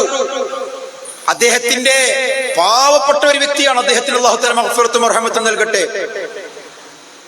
അവിടെ പോലും ഖുർആൻ ഓതാൻ വേണ്ടി മൊയ്ലിയവരൊക്കെയാളെ കൊണ്ടുവരാത്തതിന്റെ പേരിൽ വിവാദം. അവിടുന്ന് ഒരു ചെറുപ്പക്കാരൻ നെഞ്ചുറപ്പോട് കൂടി പറഞ്ഞു, ഇവിടെ പരക്കാർ ഓതിയാൽ മതി, അതിനും കൂടി പൈസ ചെലവാക്കാൻ ഈ പാവപ്പെട്ട കുടുംബത്തിന്റെ കയ്യിലില്ല. നോക്കൂ നിങ്ങൾ, ഒരാൾ മരണപ്പെട്ടാൽ പോലും ചെലവുകള്, അനാവശ്യ ചെലവുകള്, ചിലയിടത്തൊക്കെ എത്ര വലിയ ചെലവാന്നറിയോ? അടിയന്തരവും 7, 14, ഇപ്പൊ ഇതിനൊരു പുതിയ നമ്പർ ചില ആൾക്കാർ തുടങ്ങിയിട്ടുണ്ട്. അതൊക്കെ ഞങ്ങൾ നടത്തിക്കോളാൻ പറഞ്ഞിട്ട് ഇവരെ നടത്തി കൊടുക്കും. എന്നിട്ട് ഒരു പെരേക്കര ചില ആൾക്കാർ കയറി വരുമ്പോ അവരെ മാന്യമായി സൽക്കരിക്കേണ്ടി വരില്ലേ? അനാവശ്യ ചെലവുകൾ ഉണ്ടാക്കുക. ഒരാൾ മരണപ്പെട്ടാൽ ആകെയുള്ള ചെലവ് ഒരു 3 കഷ്ണം തുണിയാണ്, അതും ഏറ്റവും വില കുറഞ്ഞ തുണി. അദ്ദേഹത്തിന് കൂട്ടിനുള്ളത് അദ്ദേഹത്തിന്റെ കർമ്മങ്ങൾ മാത്രമാണ്. അല്ലാഹുവിന്റെ റസൂൽ പറഞ്ഞു, ഇദാ മാതൽ ഇൻസാനു ഇൻഖത അമലു, എല്ലാം മുറിഞ്ഞുപോയി മരണത്തോടുകൂടെ, ഇല്ലാ മിൻ സലാസ്, 3 ബാക്കിയാകും. സദഖത്തുൻ ജാരിയ, നിലനിൽക്കുന്ന സദഖകൾ, അത് ജീവിതകാലത്ത് ചെയ്യണം. ഔ ഇൽമുൻ യുൻതഫഉ ബിഹി, ഉപകാരപ്രദമായ വിജ്ഞാനം അതുണ്ടെങ്കിൽ അതുണ്ടാകും കൂട്ടിന് ഖബറിൽ. ഔ വലദുൻ സ്വാലിഹുൻ യദ്ഉ ലഹു, അവന് വേണ്ടി പ്രാർത്ഥിക്കുന്ന സ്വാലിഹായ സന്താനങ്ങൾ. ഞങ്ങളുടെ ഉമ്മമാരും ഉപ്പമാരും മരണപ്പെട്ടാൽ ആ ഖബറുകൾ പോയി അവർക്ക് വേണ്ടി പ്രാർത്ഥിക്കും. ആ ഖബറിന്റെ അടുക്കൽ നിന്ന് ഞങ്ങൾ അവർക്ക് വേണ്ടി പ്രാർത്ഥിക്കും. അല്ലാഹുമ്മ സബ്ബിത്ഹു ഇൻദ സുആൽ, അല്ലാഹുവേ നീ അവർക്ക് സ്ഥൈര്യം നൽകണേ. അവർക്ക് ചോദ്യത്തിന് ഉത്തരം നൽകാൻ സ്ഥൈര്യം നൽകണേ, അവർക്ക് പുറത്തു കൊടുക്കണേ, അവരുടെ ഖബർ വിശാലമാക്കണേ. അതിന് ഞങ്ങൾക്ക് പ്രാർത്ഥിക്കാൻ ഒരു മൗലാനയുടെ ആവശ്യമില്ല, ഒരു പുരോഹിതൻ വേണ്ട. നെഞ്ചുപൊട്ടി ഒരു പൊന്നുമകന്റെ പ്രാർത്ഥനയേക്കാൾ വരില്ല ഒരാളുടെ പ്രാർത്ഥനയും, ഉമ്മക്കും ഉപ്പക്കും വേണ്ടിയിട്ടുള്ള. അതാണ് ഇസ്ലാഹി പ്രസ്ഥാനം പഠിപ്പിച്ചത്. നിങ്ങൾ നിങ്ങളുടെ മാതാപിതാക്കൾക്ക് വേണ്ടി പ്രാർത്ഥിക്കണമെന്ന്. അവിടെയും പൗരോഹിത്യത്തിന്റെ ആവശ്യമില്ല. അവിടെ ഓതാൻ ഒരു ടീം, ചിലയിടത്തൊക്കെ മരിച്ചണ്ട് ഖബറങ്ങട്ട് മണ്ണങ്ങട്ട് ഇട്ടിട്ട് തസ്ബീഹ് പൂർത്തിയാക്കാനും കൂടി നേരം. അപ്പോക്കിന് കത്തപ്പുര വരെ റെഡിമെയ്ഡ് കൊണ്ടുവന്ന് വെക്കുക. ഞാനിപ്പോ അടുത്ത് കണ്ടു ഒരു കത്തപ്പുര തസ്ബീഹ് ചെല്ലുണ്ട്, പൂർത്തിയാക്കിയിട്ട് പോരുമ്പോഴേക്ക് കത്തപ്പുര റെഡിമെയ്ഡ് കൊണ്ടുവന്ന്. അതൊക്കെ റെഡിമെയ്ഡ് ഉണ്ടാക്കി വെച്ചിരിക്കുക. 85,000 രൂപത്തിൽ അതിന്റെ ചെലവ്. എന്തോരം അനാചാരങ്ങൾ ഓരോ മഹല്ലിലും കടന്നിങ്ങനെ വരിക.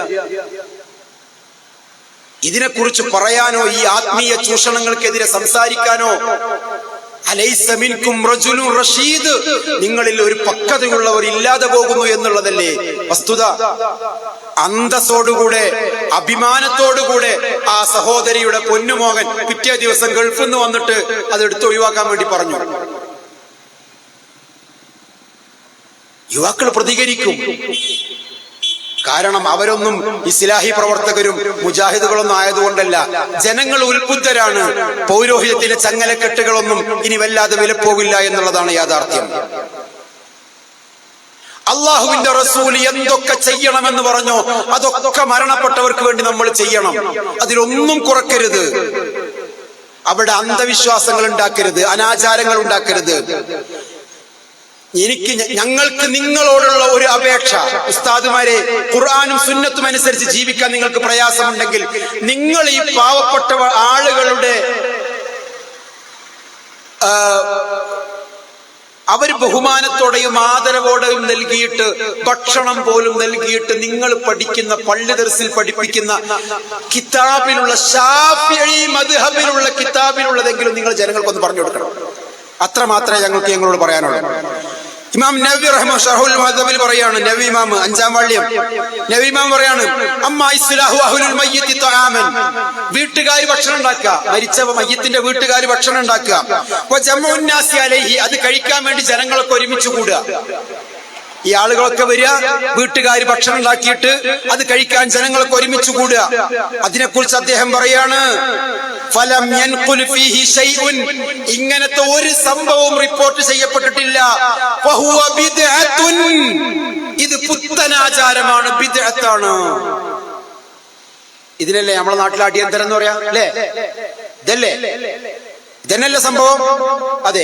ഇസ്ലാഹു മയ്യത്തിന്റെ വീട്ടുകാർ ഭക്ഷണം ഉണ്ടാക്കുക, ജമുൻ നാസി അലൈഹി, ജനങ്ങൾ അത് കഴിക്കാൻ വേണ്ടി ഒരുമിച്ച് കൂടുക. നബവി ഇമാം പറയാണ്, ഈ വിഷയത്തിൽ ഒന്നും അള്ളാഹുവിന്റെ ദീനിൽ സ്വഹീഹായി റിപ്പോർട്ട് ചെയ്യപ്പെട്ടിട്ടില്ല. വഹുവ ബിദ്അത്തുൻ, അത് പുത്തനാചാരമാണ്.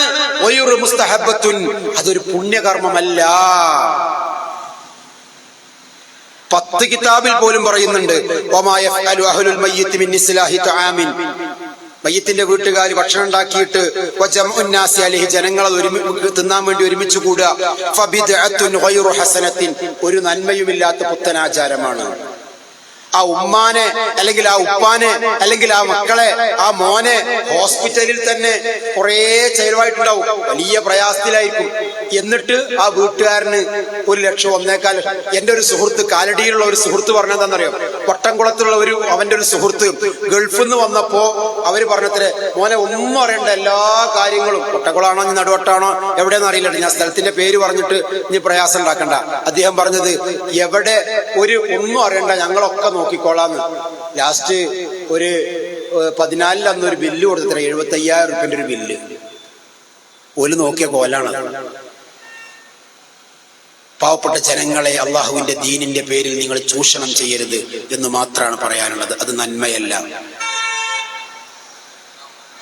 ഈ പള്ളിയിൽ പോലും ഒരു സഹോദരൻ, ആ സഹോദരന്റെ പറഞ്ഞു ഒരു ചടങ്ങും വേണ്ട എന്ന് പറയാൻ വേണ്ടി പറഞ്ഞു.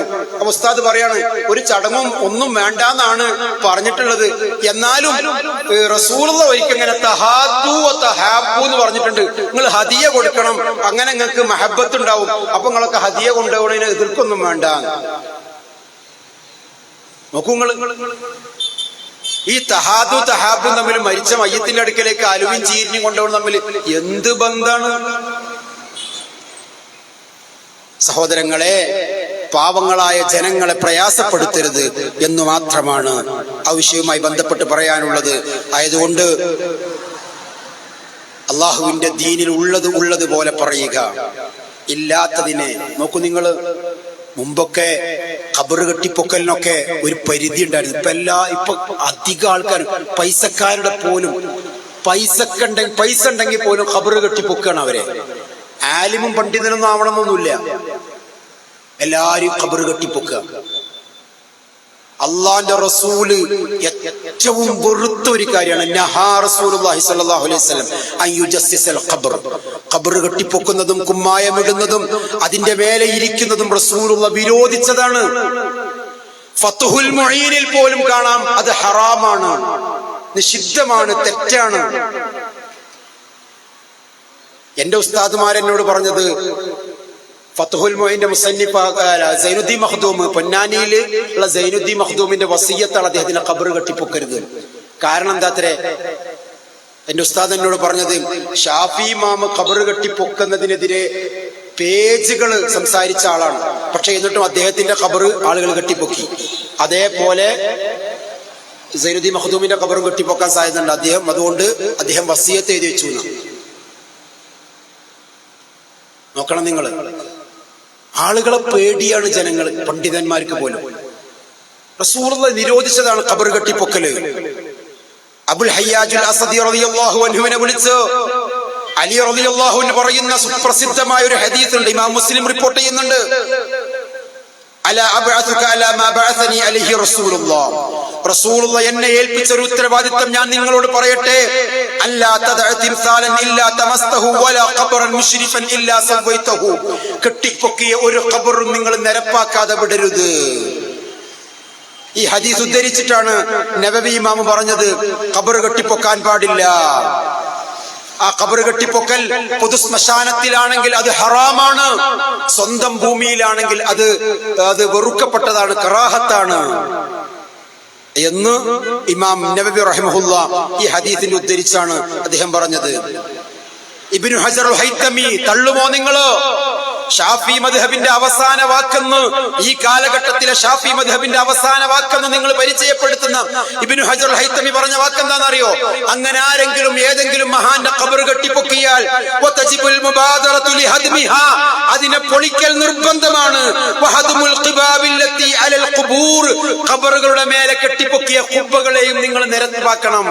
ഇത് നമ്മൾ പറയൂല, കാരണം ഇന്ത്യയിൽ എല്ലാവർക്കും അവരുടെ ഇഷ്ടമനുസരിച്ച് സ്വാതന്ത്ര്യമുണ്ട് ജീവിക്കാൻ. പക്ഷെ ഇവര് പഠിപ്പിക്കുന്ന പള്ളി ദർസിലെ കിതാബുകളിൽ ഷാഫി മദ്ഹബിലെ നിയമാണിത്. ഇവര് പൊളിക്കാൻ നിൽക്കണ്ട, പുതിയത് കെട്ടാതിരുന്നൂടെ, അവർക്ക് പുതിയത് കെട്ടിപ്പൊക്കാതിരുന്നൂടെ? അദ്ദേഹം പറയാണ് ഇത് ഹിയ, എന്തുകൊണ്ട് അത് പൊളിക്കണം എന്ന് അദ്ദേഹം പറയണത് എന്ന് ഇബ്നു ഹജർ ഹൈതമി പറയാം. ഇത് ഹിയ അളറു മിൻ മസ്ജിദിൽ ദിറാർ, ഇത് മസ്ജിദുൽ ദിറാറിനേക്കാൾ അപകടമാണ്. ലിഅന്നഹാ ഉസ്സിസത് അലാ മഅസിയത്തി റസൂലില്ലാഹ്, റസൂലുള്ളാഹിക്കെതിരെ പ്രവർത്തിച്ചിട്ടാണ് ഇത് ചെയ്യുന്നത്. ലിഅന്നഹു നഹാ അൻ ദാലിക, ഇത് റസൂലുള്ളാഹി വിരോധിച്ചതാണ്. ഞാൻ അവസാനിപ്പിക്കുകയാണ് സഹോദരങ്ങളെ. ആയതുകൊണ്ട് അന്ധവിശ്വാസങ്ങളോട് രാജിയാവരുത്, അനാചാരങ്ങളോട് രാജിയാവരുത്. പരിശുദ്ധമായ ഇസ്ലാമിന്റെ ആദർശം അത് കൃത്യമായി ജനങ്ങൾക്ക് പറഞ്ഞു കൊടുക്കണം. അതാണ് ആദർശം. അതിനിവിടെ ഇസ്ലാഹി പ്രവർത്തകർ തയ്യാറാണ്. ഇനി നിങ്ങളുടെ ആദർശം എന്താണോ അത് നിങ്ങൾ പറയണം. അതിനു കഴിയാതെ വരുമ്പോ ആളുകളെ പരിഹസിക്കുന്ന, യഥാർത്ഥ ആദർശം വെട്ടിത്തുറന്ന് പറയുന്നവരെ പുച്ഛിക്കുന്ന നിലപാട് നിങ്ങൾ എടുക്കരുത് എന്നുള്ളതാണ് അതുമായി ബന്ധപ്പെട്ട് പറയാനുള്ളത്. അതോടൊപ്പം തന്നെ ഒരു റിക്വസ്റ്റ് നിങ്ങൾക്കുള്ളത്, ജനങ്ങൾ സത്യം പഠിച്ചോട്ടെ, അതിൽ നിങ്ങൾ അസഹിഷ്ണുത കാണിക്കാതിരിക്കുക. അവരെ വാടക ചെമ്പിനോട് ഉപമിച്ചും അവര് ഗൾഫിൽ നിന്ന് വന്നപ്പോഴേക്ക് അവർക്ക് തൗഹീദ് മനസ്സിലായി, ആദർശം മനസ്സിലായി. അതുവരെ അവർക്കൊക്കെ ശിർക്കായത് തൗഹീദായി, തൗഹീദായത് ശിർക്കായി എന്നൊക്കെ പറഞ്ഞ് പരിഹസിക്കുന്നതിനപ്പുറത്തേക്ക് ആശയത്തെ ആശയം കൊണ്ട് നേരിടാൻ ഞാൻ ഈ പറഞ്ഞതൊക്കെ ഖുർആനിന്റെയും സുന്നത്തിന്റെയും നിങ്ങളുടെ ഇമാമുകളുടെ കിതാബുകളുടെയും ഉദ്ധരണി വെച്ചാണ്. അതിന് അതേ രീതിയിൽ വൈജ്ഞാനിക ചർച്ചകളാവാം. അതാണ് മാന്യത, അതാണ് മര്യാദ. അതല്ലാതെ സ്വന്തം കുടുംബത്തിലെ പ്രശ്നം കാണാതെ മറ്റോന്റെ കുടുംബത്തിന്റെ അടുക്കളയിൽ എത്തി നോക്കിയിട്ട് അവരുടെ ആഭ്യന്തര പ്രശ്നങ്ങൾ എടുത്തു പറയുന്നത് വലിയ മര്യാദയൊന്നുമല്ല. ഞങ്ങളിപ്പോ ഇന്നിവിടെ നടന്ന ചർച്ചയില് സമസ്തയുടെ ഉള്ളിൽ കോളിളക്കത്തിന്റെ അരങ്ങേറ്റാണല്ലോ. പ്രസിഡന്റും സെക്രട്ടറിയും വരെ 2-3 തട്ടിലാണ്. ഞങ്ങൾ ഏതെങ്കിലും ഒന്ന് പറഞ്ഞോ? മിണ്ടിയിട്ടില്ല. ഞങ്ങൾ പറയൂല. ഞങ്ങൾക്കത് നേരമില്ല. ഞങ്ങളുടെ വിഷയം അതല്ല. മറ്റോന്റെ വീട്ടിലെ അടുക്കളയിലെ പ്രശ്നം കുത്തിച്ചകന്ന് അന്വേഷിച്ച് അതെടുത്തു പറഞ്ഞ് വിവാദമാക്കുന്ന സംസ്കാരം ഞങ്ങൾക്കില്ല. നിങ്ങൾ ചെയ്തത് മുഴുവനും അതാ. നിങ്ങളിവിടെ നടത്തിയ പരിപാടിയിൽ അതിന് അതേ നാണയത്തിലല്ല ഞങ്ങൾ മറുപടി പറഞ്ഞത്. മറിച്ച് ആദർശത്തെ ആദർശം കൊണ്ടാണ്, ആശയത്തെ ആശയം കൊണ്ട് നേരിട്ടാണ്. ഇനി വരുമ്പോഴെങ്കിലും ആ മര്യാദയും മാന്യതയും നിങ്ങൾ കാത്തു സൂക്ഷിക്കുക എന്നു മാത്രം ഗുണകാംക്ഷയോടുകൂടെ പറഞ്ഞുകൊണ്ട് എന്റെ ശബ്ദം കേട്ട സഹോദരങ്ങളോട് ഒരിക്കൽ കൂടി